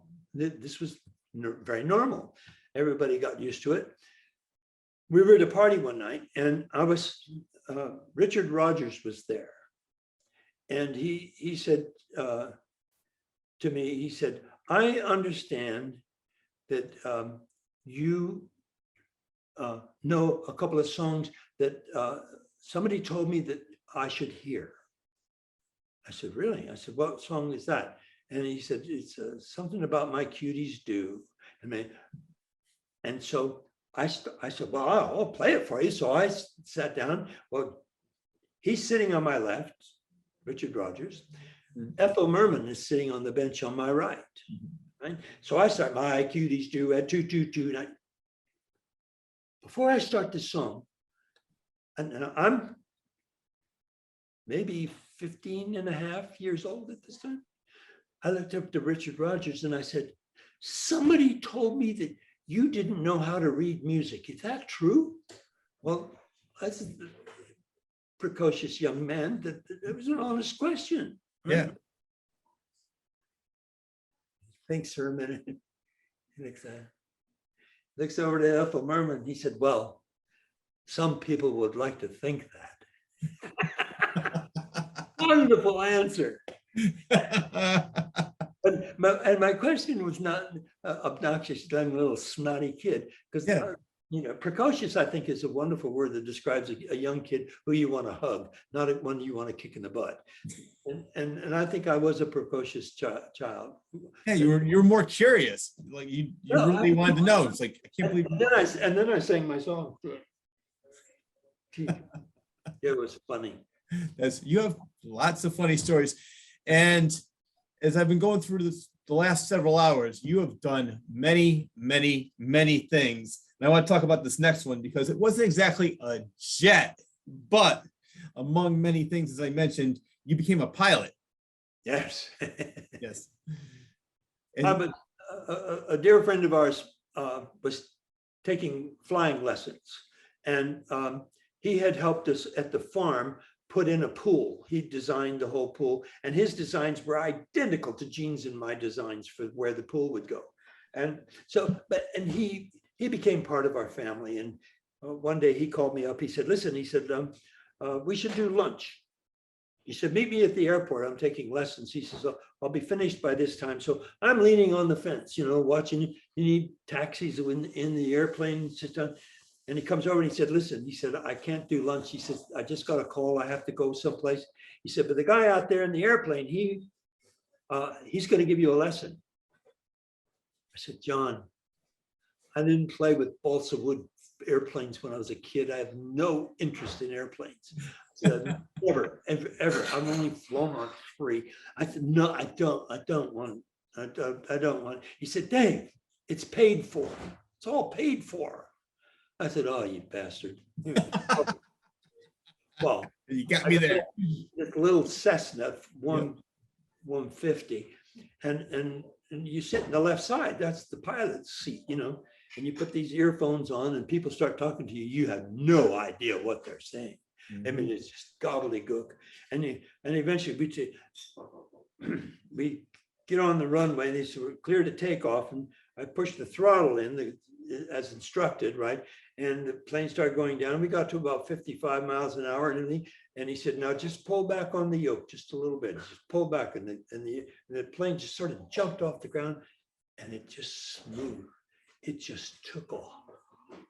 What a feeling. Oh, it was just a spectacular. And we did a whole bunch of stuff. And I came down and I got to land the airplane and everything. Wow, I was hooked. Mhm. I was hooked. And John and I took lessons. And a woman we knew had bought a new 172 Cessna, the high wing. And she said, it has to be flown. So you guys use the airplane all you want. So we had a free airplane to use to learn to fly. Wow. And then she would fly with us because it was a 4-seater. And we'd go all over. Plus we had to pay for an instructor to be with us all this time. But it took me literally, I was 50 years old, I think, when I started. Mhm. And it took me, I got my license by the time I was 52. So it took me a while. And of course, the questions, theoretically, there's 900 questions that can be asked. They may only ask you 80 or 90, but there's 900 that you should know all the answers to. And if of the 80 questions you get, you can pass with 75. Mhm. Well, who wants to fly with somebody who only knows 75% of what they should? As it was, I took my check ride and passed and got my license. And within 2 months, an attorney in Poughkeepsie passed, and he had an airplane, and they put it on the market really cheap, and John and I bought it. So and then John was flying with our airplane. It was a Cherokee low wing, Cherokee 180.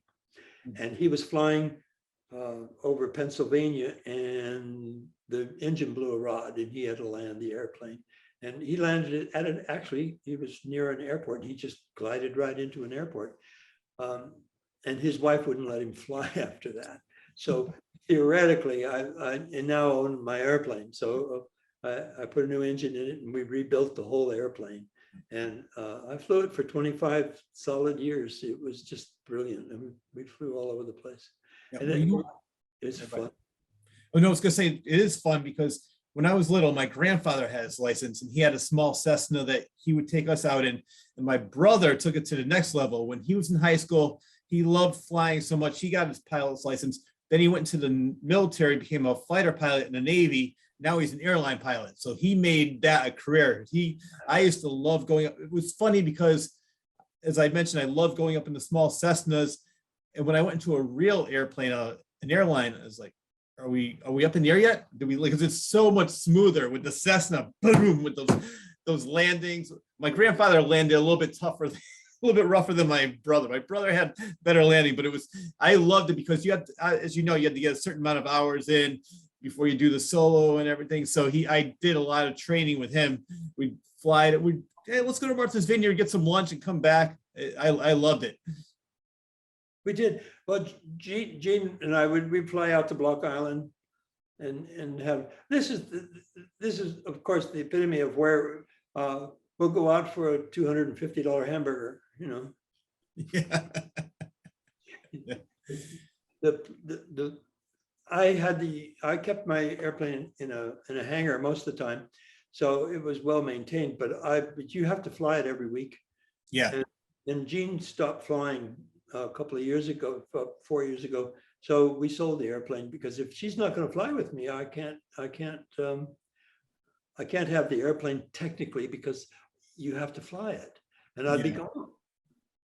I'd be away. You know, even if I just went out and spent time at the airplane and cleaning it and listening to it and flying it around and landing and then coming home, I'd still be gone half the day. Mhm. I think I'm correct in this, is that you don't really want to fly with the pilot who only flies once a month. No. I always said, for me, I always asked my brother this, I would get lost. I know that, I mean, with the instruments and you obviously know what you're doing, but I think I would be up in the air saying, where am I?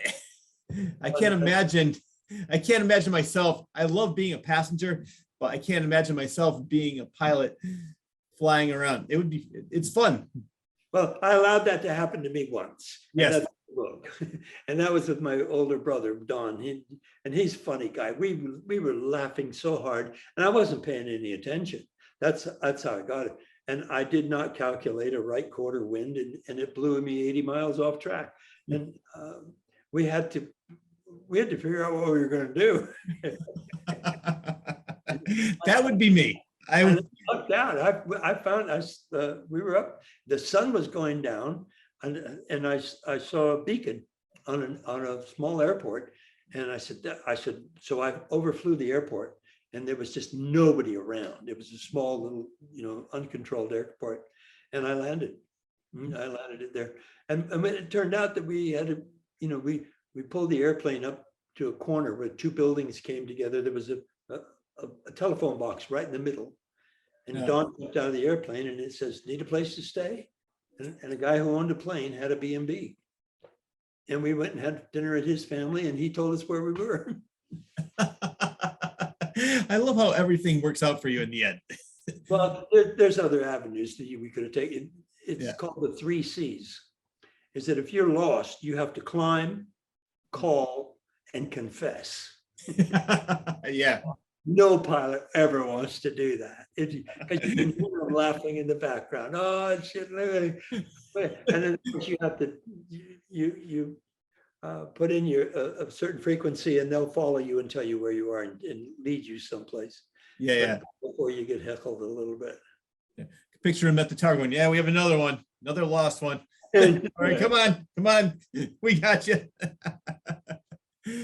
So but I love flying. It was so much fun and so beautiful to do. Yes. It's just, I love being up in the airplane. I love just getting off the ground. Just, it's just such a wonderful feeling. Yes, no, I could say that firsthand because I've been flying in those planes since I was probably 10 or 11 years old. My grandfather used to take me up, and then again, as I mentioned, with my brother. So I never a pilot, but I was the best passenger they had. I loved it. Actually, getting my pilot license was one of the harder things of my life to do. Oh yeah. I really did. It was a real challenge to me. I had a hard time calculating a lot of the strategies that they had in the airplane. And, if you were 7,000 feet and you had lost the engine and you were in a certain type of airplane, how far can you glide?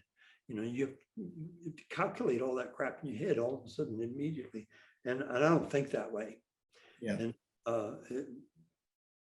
I was nervous about that. It didn't have to be. Well, look what happened with JFK Jr. But then again, I think with him, he wasn't fully qualified with the instrument rating, if I'm correct. He wasn't qualified to fly that airplane. Yeah, unfortunately. So did you know how powerful that airplane was? Oh, stupid. It was a beautiful airplane. Yeah. Yeah. Well, like I said, you've done so many things. I'm going through the book. I want to talk about your father figure, Cyril. You had a chance to see him one last time when he had a heart attack during one of the shows. Yeah, he was doing Side by Side by Sondheim in San Francisco. And this is fortuitous. I said to Jean, have a bag for Jennifer and you, and we're all going out to Chicago to see Cyril do Side by Side. And we're going to spend the week with him the week after Thanksgiving, which we did. And we had a wonderful time. Mary Martin was there. Mm-hmm. We went up to her suite, literally knocked on the door. She didn't say hello to Cyril or me. She grabbed Jennifer and took her in. This is a woman on tour. Opened a scrapbook and said, there's a picture of your daddy when he was your age. Whoa. Jennifer never forgot that. And then we went to see her do a show. And then we had this wonderful time in Chicago with Cyril. We stayed in his suite up at the Ritz. And we all came home. And the next day, I got a telephone call. Cyril just had a heart attack. And so I had to fly back. And he in Sondheim, at the theater, you could walk through the audience, and he was making an entrance and exit through the audience. It was like a theater in the round type thing. But he went back and sat on his stool and fell off his stool. He had a heart attack right there in the theater during the show. And fortuitously, in the audience was the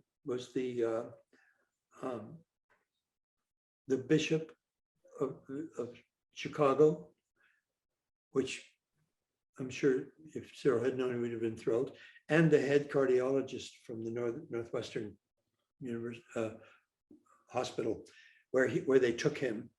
And I sat with him for 2 weeks at the hospital, and he passed. How old was he?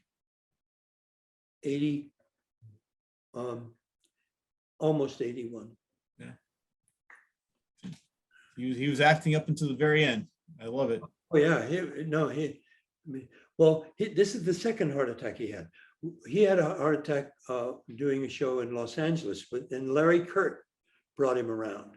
He was in the show, and Cyril had a heart attack on stage in rehearsal, and Larry Kurt gave him respiration and mouth to mouth and brought him back. And I flew out to LA. And when I went into the hospital, of course, the hospital they put him in was the hospital I was born in. Interesting feeling. And so I walked into his room, and he was sitting up, and he had all these things plastered to his chest. And oh, hello, dear boy, and et cetera, et cetera. And he said, and the nurse came in, and he said, nurse, he said, I'm famished. She said, well, sir, you do know that you're on a strict liquid diet. Lovely. I'll have scotch and soda. And he was right back. And we brought it back. While he was there, he was supposed to do a show. There's an artist named Marion Pike. I have one of her portraits here. She was a good friend of Cyril's, and she had loaned him all these paintings for this apartment that they gave him while he was doing the show in LA. And my job was to go collect all these paintings, and I rented a station wagon, and I put them all in, and I took them to her daughter, who had married a chap who was a Weston. She married a Weston Oil. Wesson, yeah. And he had this magnificent home in Beverly Hills. And I took all these paintings and I put them in her kitchen. And she said, do you know what you had in that car? I said, I'm sorry. Yes, I said, Marion's paintings. Said they're all Marion's paintings. I said, I said, I've owned galleries and everything, so I know what they are and I know how to handle them. I said, so they're all safe and they're all beautifully done. And she said, no. She said, you have over $2.5 million worth of paintings in your car. Oh man. Like, Oh, that's funny. that was his first heart attack, and he came out of that really well. Yeah. Cyril was a big man. He was 6'4", weighed about 250. Mm-hmm. He was big boned. Yeah. He was a big man. Yeah. Yeah. No, well, I'm glad that he was able to do what he loved all the way to the end. And then, no question. Yeah. Maddie, his wife, died of myeloma, which is a disease of the back of the spine, and it was not a good death she had. Yeah, I'm sorry to hear that. Yeah, but they were a wonderful couple. They were fun together. Yeah. Just reading the stories, I could tell like what a great personality he had. It just, and he really took you under his wing and helped you a lot. The one story you haven't mentioned in the book was about when he called me up and I flew to New York to help him drive back to California. Oh yeah. And we got hung up in the middle of the Mojave Desert. How did that happen? We had a blowout. Oh. And you go back and read that story because it's an incredible story and it's all true. Every word. Yeah. And literally in the middle of the desert. We started early in the morning, and about 100 miles out, we had a flat tire blowout. the old Chrysler. Well, me, old handy me, I went over, jacked the car up, got everything done, got the tire off, went around the back, through the, tried, and I said, got the lug wrench, tried to get the lug nut off the spare tire. Couldn't get it off. They used a pneumatic drill to put it back on. That sucker was not coming off. I couldn't get it off. Right. So I had to get help. So I hitchhiked. Cyril sat in the car, had his cravat. It was now getting warmer. I hitchhiked 50 miles north ahead of us. And there was only one man at the gas station. He couldn't help us. So he called another town, another 50 miles north. And the guy agreed to come out, pick me up at the gas station, and drive out and help change the tire. Right. Well, this kid pulls up in this to pick me up at the gas station. He's in a hot rod pickup. I mean, an old big Olds engine in it. It was brr, brr, brr. Man, so I jumped in the truck, get back. Cyril's still sitting. It's about 1 o'clock in the afternoon now. Sweat. He's just one thing of sweat, nothing. I mean, and he said, I told him what to do. I said, I can't get the lug nut off. We can't get the tire changed. He said, wow, piece of cake. He went back. He's gone a couple of minutes. And he came back around the truck. I said, what's up? He said, I forgot my tools. Yeah. Oh, man. He said, well, so look for something. I said, we got to get this lug nut. He found a chisel and a ball peen hammer, right? And so he climbs in the back of this old 41 Chrysler trunk, right? Puts the chisel behind the lug nut, takes the hammer and whacks the hell out of it. He just hit it as hard as he could. Well, the hammer hit the tire and came back and hit him in the head, knocked him out cold. I got this guy laying in the back of the car, absolutely out, bleeding, right? Nothing going on. Cyril's still sitting very proper in the front seat, sweating to death. But Cyril came around and offered his cravat because he woke him up. We dabbed his head with Cyril's cravat. Eventually, I said, well, listen, I'll throw the old tire in the back of the truck, drive back to your town. You guys fix the tire. We'll spend the night there. We'll come back in the morning and put the tire back on the car. And it would be the same tire because we couldn't get the spare out. Yeah. And the guy said, okay, I agree to that. So we all pile into this truck. Well, Cyril's a big guy. I'm in the middle, right? In the middle. He goes, blah, blah, blah. We couldn't start the friggin' truck. Half hour later, he finally going blah, blah, blah. So we get the town, and we had to spend the night in the town that he came from, which was 100 miles ahead of us. And we get back, and I'm not kidding. It was a true story. Every moment of that thing was a true story. It just couldn't happen in any other way. I do remember that story now, and yeah, that's another one I laughed out loud at. And of course, when I was at the phone company, when I was at this gas station, there was only one guy there. He said, well, call the town ahead and I'll give you. Well, I picked up the phone and the phones were on strike. Oh, come on. There was nobody. I had to wait until a man, because women only answered phones then. Yeah. I had to wait to get one of the executives, and I got a guy who actually helped me find a guy who would come and pick me up. Wow. Talk about Murphy's Law. And I was 16 years old. Yeah, that's the beauty part about it, was that, I grew up very adult. I was an adult at 12, I swear. I must have been. It's funny you say that, because sometimes when you're telling the story, I'm thinking that you're in your 20s and you're like, yeah, I was 14 and a half years old then. I was 15 at this time. So it's, yeah, but it's funny that you say that, because when you're telling these stories, it sounds like something that would happen to an adult. Yeah. The way you handled it as well. When we were doing Peter Pan, well, there were 7 of us kids that were not from New York. And do you know that we used to go down to Times Square to Horn and Hardit, put our quarters in and have dinner there between shows. we did this by ourselves, Mhm. right? And I was one of the older 14-year-old kids. The other guys are smaller. We all went to the Empire State Building by ourselves. We walked up Mhm. 202 floor or 102 floors. We went to the Statue of Liberty by ourselves. We walked up the Arm when you could. Yeah. Right? We went around the Circle Island, the day trip around the Circle Island. We Mhm. went everywhere by ourselves. No, today you would never find kids doing that. No. Never. I mean, I'll give you an example. There was an article in the paper not too long ago where a kid was walking home. I'm not sure how old he was, but somebody saw them, called DCF, and the parents got in trouble.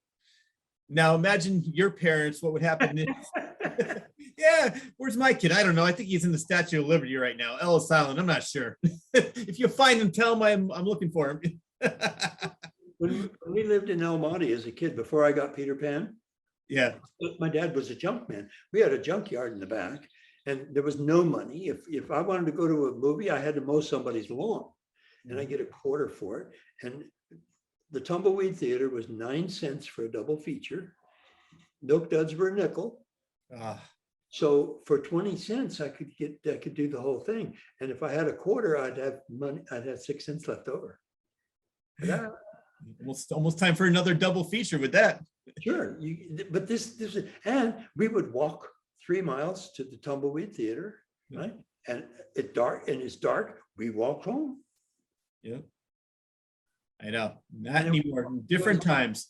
All fields, and there was, not a lot of. It was all dairy farms, orange groves, and fields of flower. Bodger Seed Company had 15,000 acres around our house, And but That's right. there was nothing out there. Well, that's why I was happy the way it worked, the way I grew up. As I mentioned, my grandfather built a dead end road, but he owned lots of land. So my brothers and I would be in the woods building, my grandfather built a lot of cabin for us. We were building forts. He made a little baseball field for us in the woods. So yeah, I loved living like that. And it was similar to me where I didn't have to worry about where are they? I mean, we're out in the woods. And back then, I mean, I'm 53 years old, so I was born in 68.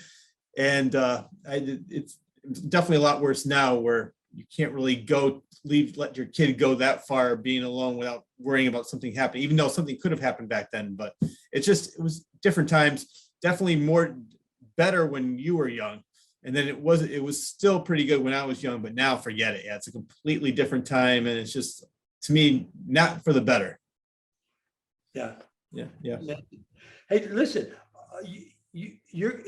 this is not going to be shown until Easter next year. You're going to have to edit this down. I know. I knew when I talked to you at Chiller the other day, or last week or week before, that this was going to be a great conversation. And I definitely put a lot of time aside. I only have a couple more questions to go. Do you have a little bit more time?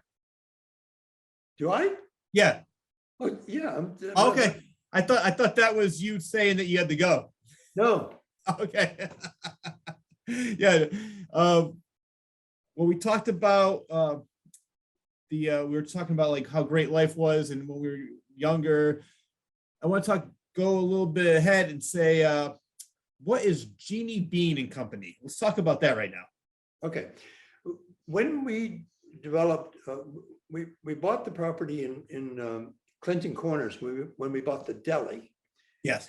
In the apartment building there.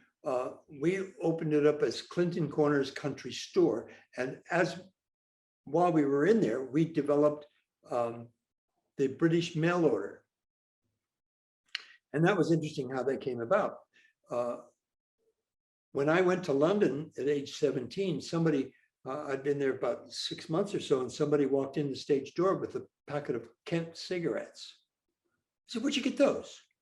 He said, "I just came in from New York. I bought them in New York." Well, Kent cigarettes were very popular when I was a kid, and it was something from home I identified with and everything, and he sold them to me. I didn't smoke. Hello. Fast forward, we're in the store, Clinton Corners Country Store, and I found a place that I could buy Paxo, sage and onion stuffing, which is what Jean's mother used to make for her, and Jean used all the time when she was a kid. I said, well, I'll buy a case and I'll give it to her as a present. So it came and it was a big thing. I said, well, I'm not going to put it in the kitchen. I'll put it out on the shelf, because the country store was a grocery store as well. I put it on the shelf. So about a couple of weeks later, Jean calls me up from home, said, by the way, when you close the store, bring me back a pack of sage and onion stuffing from England, right? I said, huh, no problem. So I closed the store down and went over to get the pack of sage and onion stuffing. It's gone. All 12 boxes sold. The light bulb went on. If somebody is here, a displaced Brit is here buying British things, it's the same feeling I had when I bought Kent cigarettes that I didn't need. It was something from home. If I was in England and somebody offered me a jar of Hillman's mayonnaise, I'd kill for it.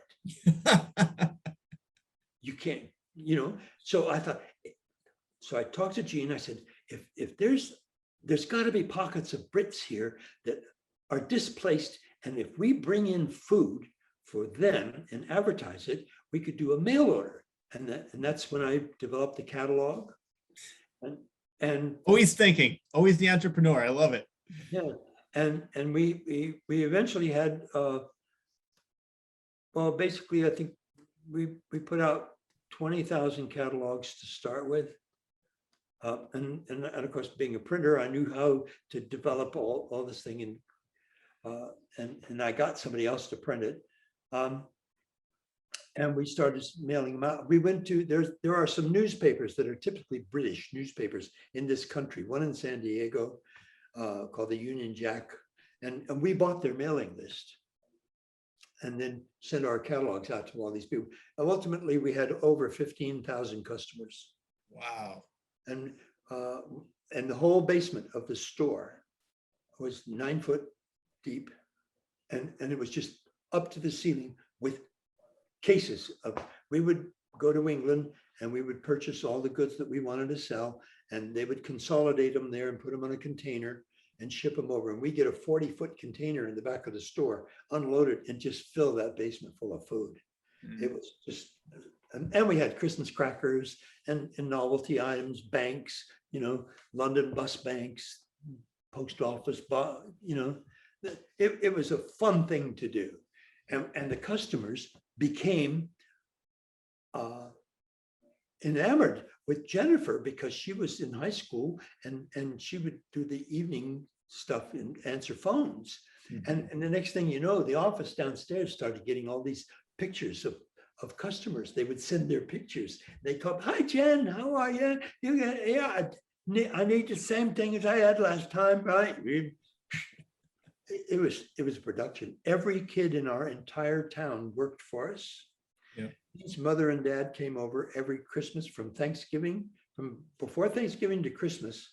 The last year we were in business, we did $600,000 between Thanksgiving and Christmas.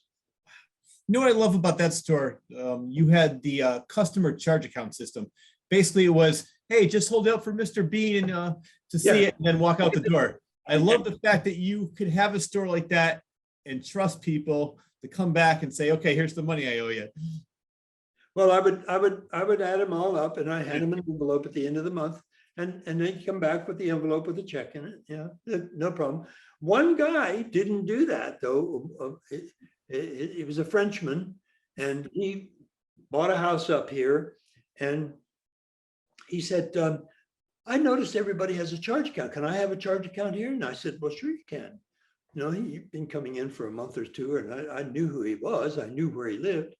And so it was the middle of the month. So by the end of the month, he charged about $70 worth. But I added it all up, and and as he came in at the end of the month, I handed him his bill, and he said, what's that? I said, those are your charges of the month. I didn't charge those. Oh. Do you have any signed receipts saying that I charged any of this? And I said, Mr. B, it's $70. Are you going to sell yourself for $70?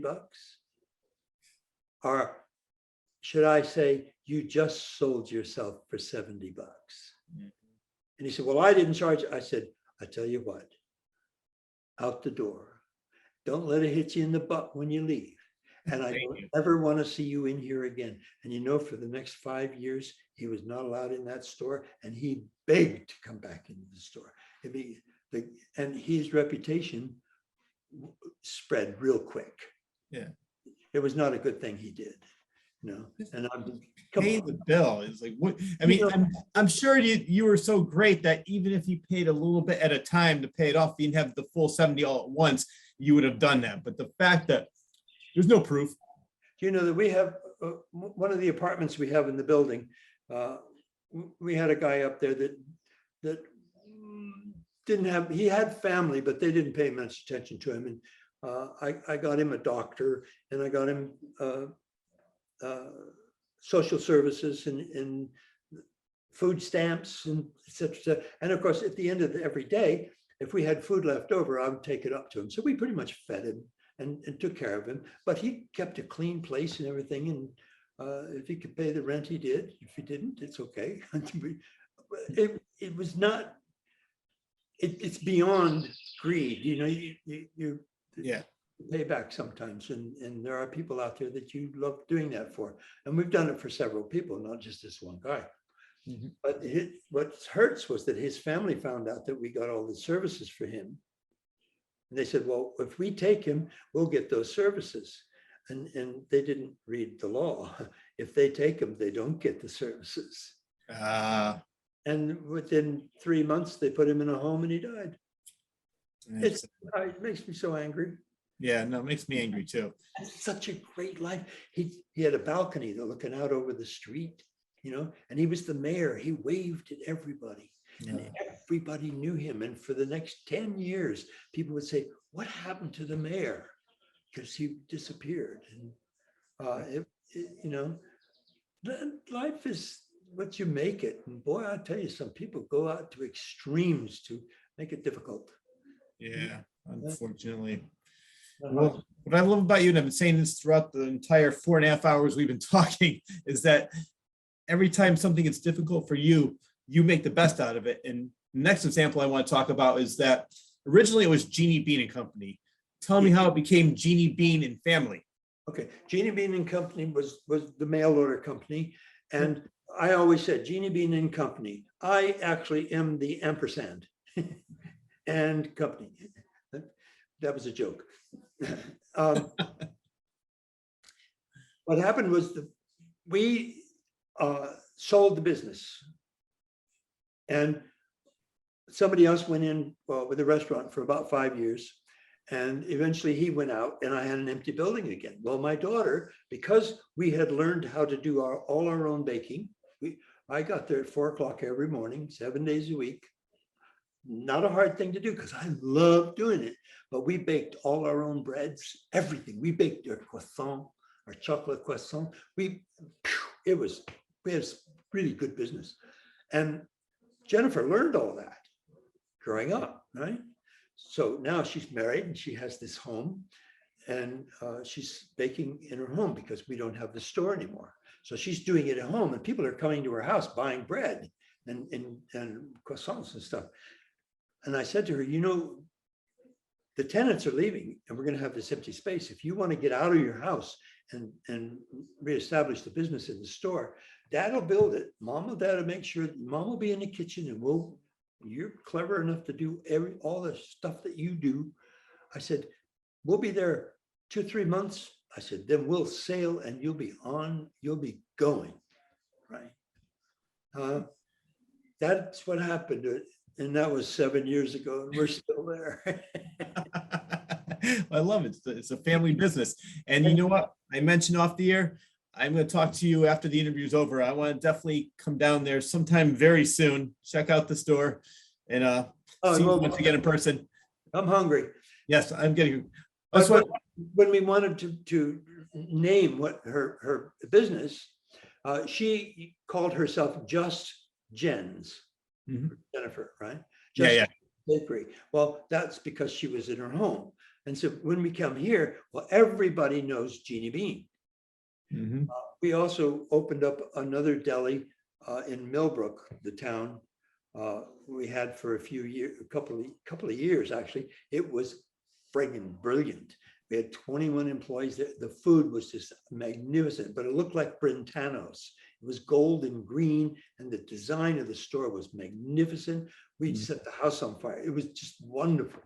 And we sold that because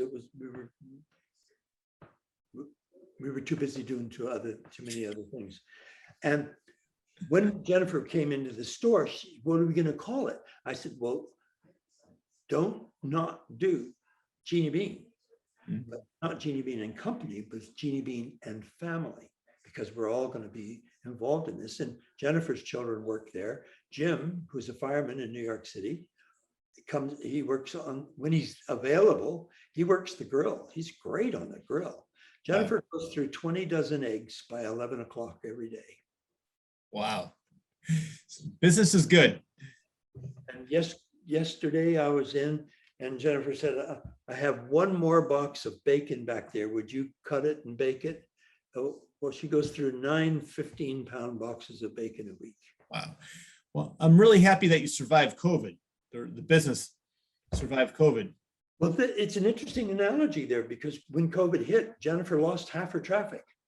Mhm. However, the New Yorkers that have homes up here, Yes. instead of coming up for the weekend, they came up and stayed.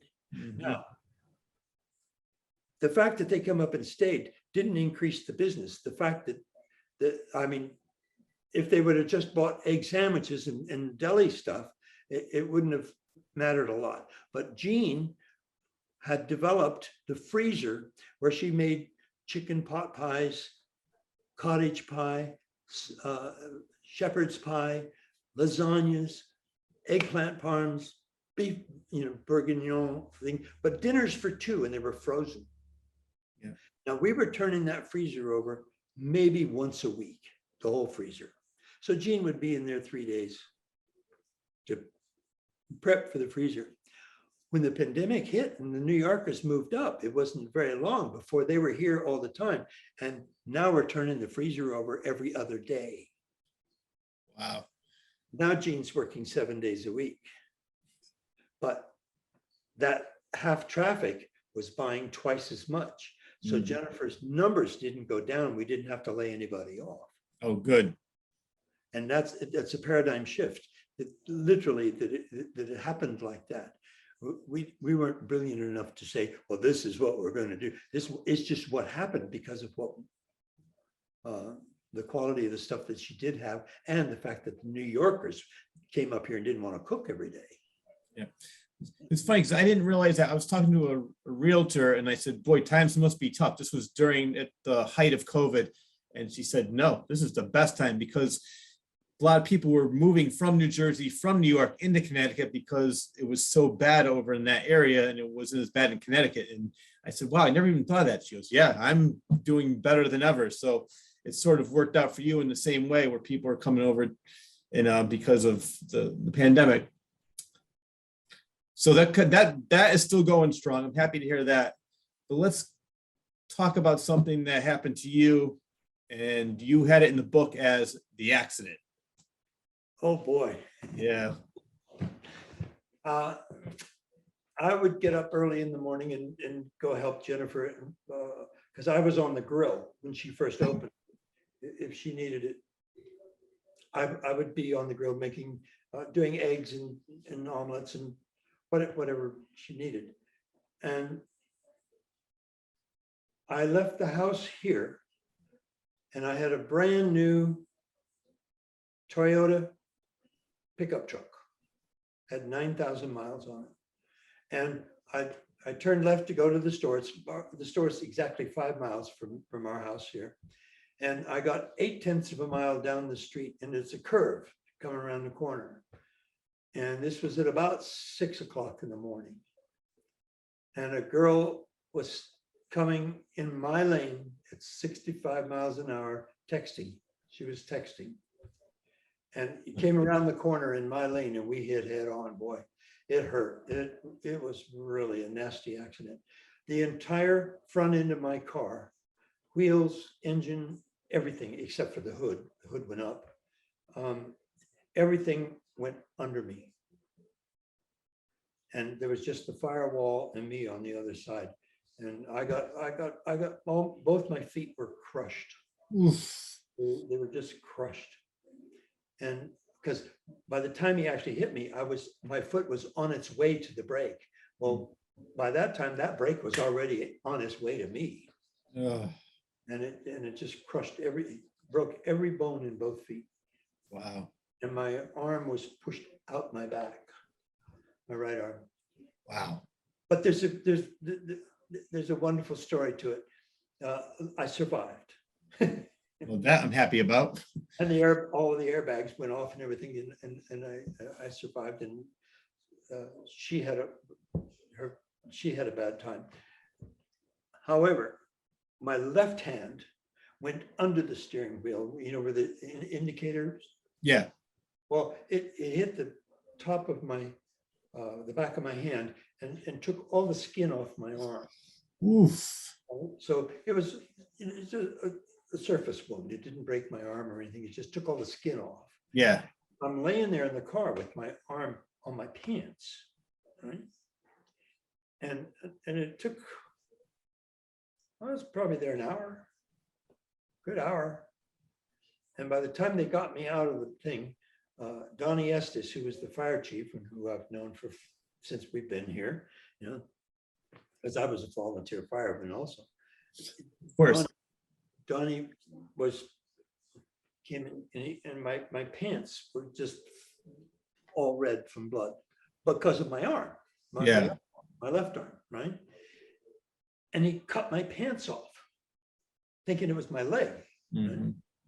Well, but Jennifer got a call because everybody's tuned into the plectrons and everybody knows everything. Somebody called Jennifer immediately, who was already open in the store. She was there within 5 minutes by my side.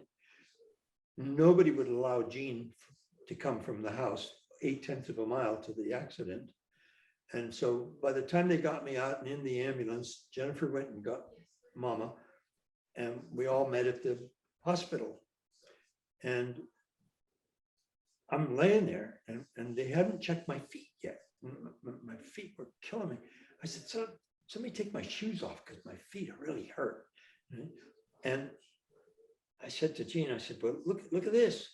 I said, they cut my pants off. Right? My wife, like glorious cynic, said, they what? It wasn't your good linen pants, was it?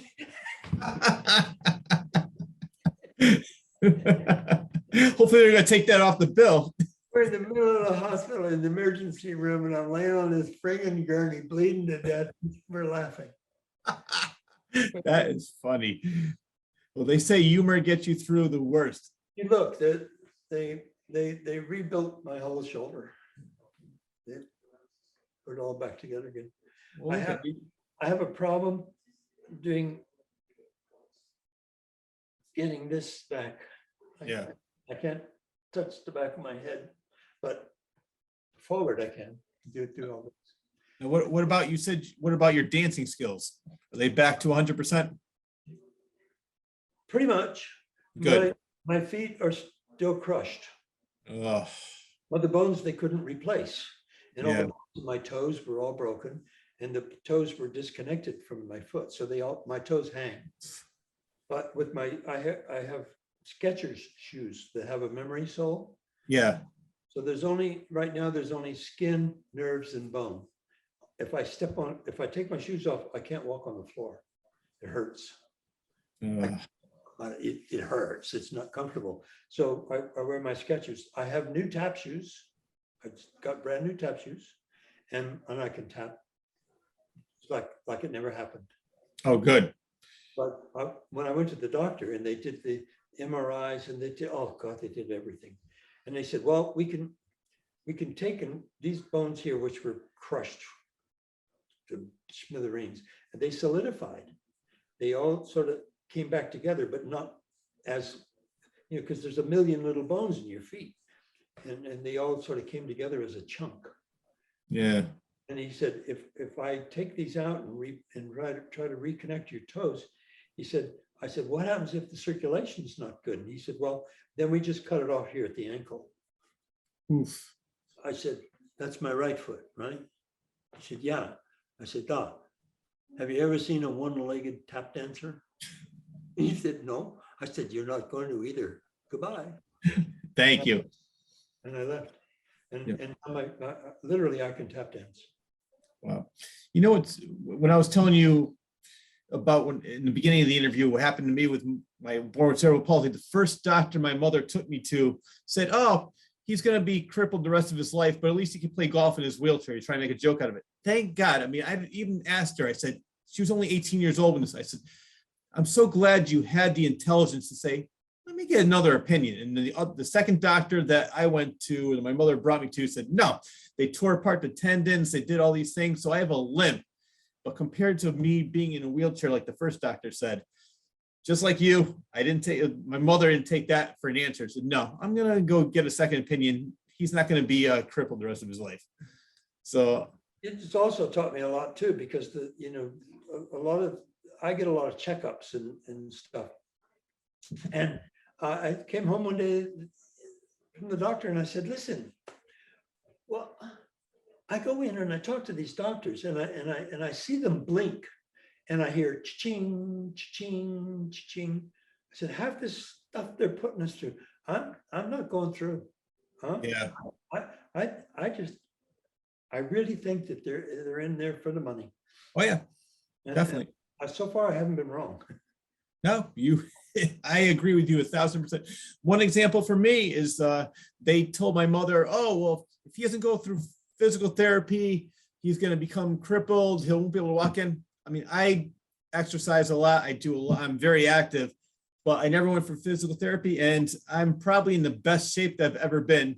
So they were I think that they were looking for some more money, as you said. I think like you said, they're so easily handing out these drugs I don't even think people need. It's just like, oh yeah, take this, without even getting to the origin of the problem. They're like, oh, just take this. Like I made the analogy to somebody the other day. I said, it's like putting a Band-Aid over the check engine light in your car. Sure, you don't see the check engine light, but why don't you find out why that light is on instead of like, well, I have this pain, I'll take this. Well, so I was talking with somebody more about psychology. That's a completely different subject, but with doctors, I think that, yeah, a lot of it is all about getting the money. Yeah. Yeah. I really believe it. Yep. But there's a wonderful story that I tell. It's not in the book, but I went in to get my annual, right, biannual, and of course you go in and you register and you sit down, and you sit there for 20 minutes, and then some lady comes out of the door and says, Mr. Bean, and then you get up and you walk down this long hall, which at the end of the hall is going to be a scale. And you jump on. So you take all your wallet out, you take your shoes off, and right, I want to be out of it. I said, yeah, 195. This is good. It's not 260. So she goes in and she says, you come into the room here, and the PA, the physician's assistant, comes in, takes your blood pressure, and I make a bet with her. I said, it's 120/70. She said, oh, that's right. It's what it is, 120/70, because my blood pressure is always the same. She said, okay. She said, now, Mr. Bean, what pills do you take? I said, darling, I don't take any pills. Oh, no. You man your age. What medication are you on? I said, darling, I don't take any medication. She looked really disappointed. I said, I take vitamins. She said, that's a pill. That's a pill. Okay, come here. I take a vitamin C, I told her. Vitamin C every morning, right? Vitamin C. I take a vitamin B12 every morning, vitamin B12. And I take this little tiny pill that absolutely makes my wife ecstatically happy. He said, oh, Mr. Bean. I said, it's called zinc. Oh, yeah, zinc. So I come home and I'm telling Jean, I said, they asked me all these questions about my pills, and I thought, I don't take any pills, and I didn't. No, Mr. Bean, but I said, well, and I told her, I said, and I take a vitamin C. She writes it down. I take a vitamin B12, and she wrote it down. I take this little tiny pill that absolutely makes you ecstatically happy. It's called zinc. My wife says, you idiot. I said, what? What do you mean call me idiot? What are you talking about? She said, you don't take zinc. You take folic acid and you're taking it for memory. Oh, I don't take zinc pills anymore. you might need to up the dosage on that one. Oh dear. So That's funny. my doctor did come in. He was my doctor for 30 years. And his name is David. But he spells it wrong. I said, this name is not, you know, you're not David, you're Davidi. You put an E on the end, it's Davidi. I said, but he comes in, he says, how are you? I said, I've been coming here 30 years, doc. You ask me that same question every time. That's why I'm here, for you to tell me, not for me to tell you. What am I paying you for? I said, but let's flip this question, doc. Sit down. How you doing? I said, you know, you look like crap. I said, what did you do? Gain 40 pounds this year? I said, you let yourself go. I said, you know, doc, there is one thing that's absolutely certain. You're my doctor because you're supposed to outlive me. You're not. Makes me worried. You know that he fired me. He's not my doctor anymore. You should tell him, you should prescribe zinc. Maybe. I have a new doctor now. That's funny. He took it seriously. He was not happy with it. He didn't think it was funny. I think it's hilarious. I don't know. You do?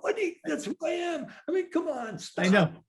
No, But the point is that it was fortuitous that we did this, because I have a new doctor now who's a woman, and she's actually she's Japanese. Wow. She puts me through it. She knows everything, and she asks the right questions, and no fooling around. She's awfully nice. And she's also, we have the same doctor now, both of us. And she's right on top of it. oh, good. Yeah, she's really good. Yeah. So, Well, David, it was a pleasure to have you on the show. I am so glad that I met you at Chiller, and the last 4.5 hours have been great. I you've loved been it. here that long? 4.5 hours. Oh my God. I just, You got some editing to do. This is like me writing 1,200 pages and coming out. Don't forget to tell them if you want to read the 250 pages of the 1,200 original, you have to go on Amazon. yes. Well, no, I was going to end the interview with this. I said, now that you've gone full circle with having a cameo in West Side Story, what's next and where can people find you? Okay. We don't know what's next. Yes, that is true. We really don't. We don't have any plans other than the fact that we're slowing down. I'm trying to get Jean to work less and be in the garden more. And we have an opportunity to take the book on tour. Oh, good.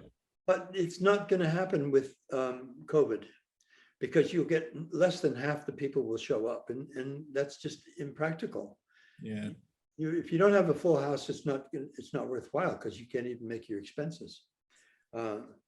We could go to Florida. We're not that crazy about Florida.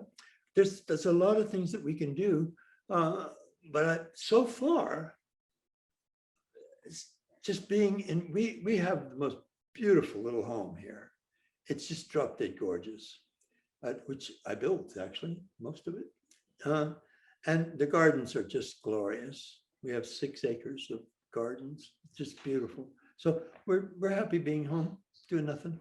Yeah, you've definitely earned a little bit of rest. You've earned the fact that you could take it a little bit easier now after all these years. Yeah, I agree with you. Well, you know what? I could tell you're, no matter what you're doing, no matter where you are, you're always having a good time. I could see that just from talking to you and just from meeting you, the chiller, and talking to you now. So no matter what you end up doing, I know you're going to have a great time. You're going to be doing it with all passion, the 180 rule. And I look forward to checking out your store and seeing you very soon. Well, I can't wait till you do. Make sure that we're going to be there when you call us in the morning. Do you have my cell phone number? I do. Was that the number that I called you earlier? Like for the find out about the interview? There was a number I called you and you answered. Your wife answered and she gave it to you. I'll double check with you once we get off the air. I'll double check, make sure that's the correct. I mean, I definitely spoke to you on a phone. I'm not sure if that was your cell phone. Okay, my cell phone now, I left at the store this morning. So I don't even have it on me now. But our house, there's two phone numbers, our house phone and my cell phone.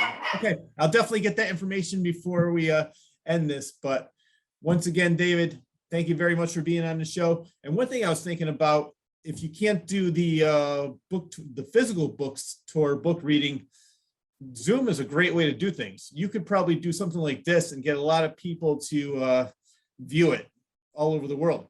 That's the best thing about this, because what happened, I started this show at a radio station and I would have the guests come into the station, but because of the pandemic, my friend John, who's going to be editing this, he created his YouTube channel. Now I get compliments from all over the world. When I interviewed Ted Neely, I'm trying to think where I was. I want to say Egypt, somewhere around there.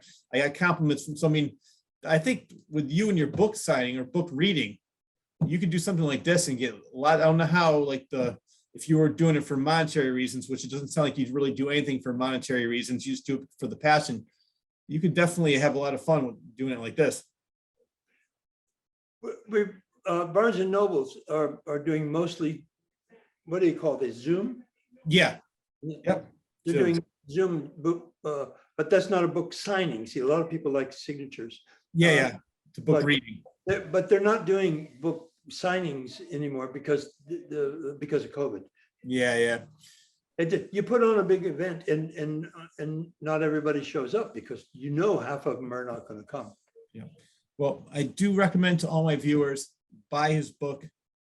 We went over, we spoke for this long and I still left out stories. So there's still plenty of more to read in the book. You will not be bored. You're going to be entertained from front cover to back cover. And I highly recommend that. And check out his store. Where is the store? Clinton Corners. It's 11 miles east of Poughkeepsie, Hyde Park.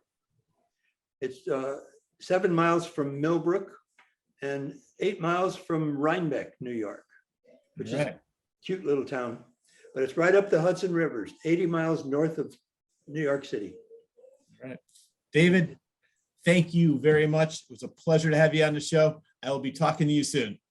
Pleasure. It's all mine. Can't wait to see you at the store. That wraps up the latest episode of the Claus Corner. A huge thanks goes out to the extremely talented David Tiger Bean for taking time out of his busy schedule to be on the show. I would also like to thank John Bristol of Elmwood Productions for his meticulous work editing the show and making it available each and every week. And lastly, but definitely not least, I need to thank you, the viewer, for tuning in. Enjoy your day, everyone.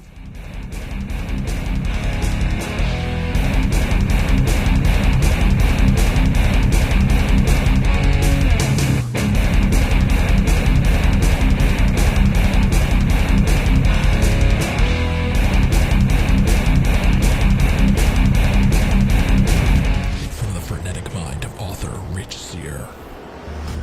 5 terrifying short stories, now available in one collection.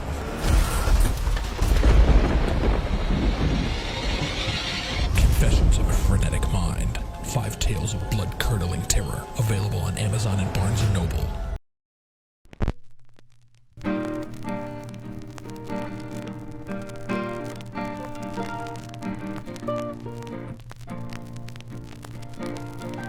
All of a sudden I hear, brim, brim.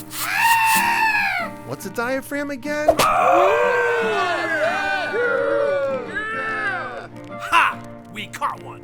They're supposed to be weird. Oh, yeah, no. If you say so. I've always wanted to be in a movie. Waiting around for autumn, waiting around for autumn, I was watching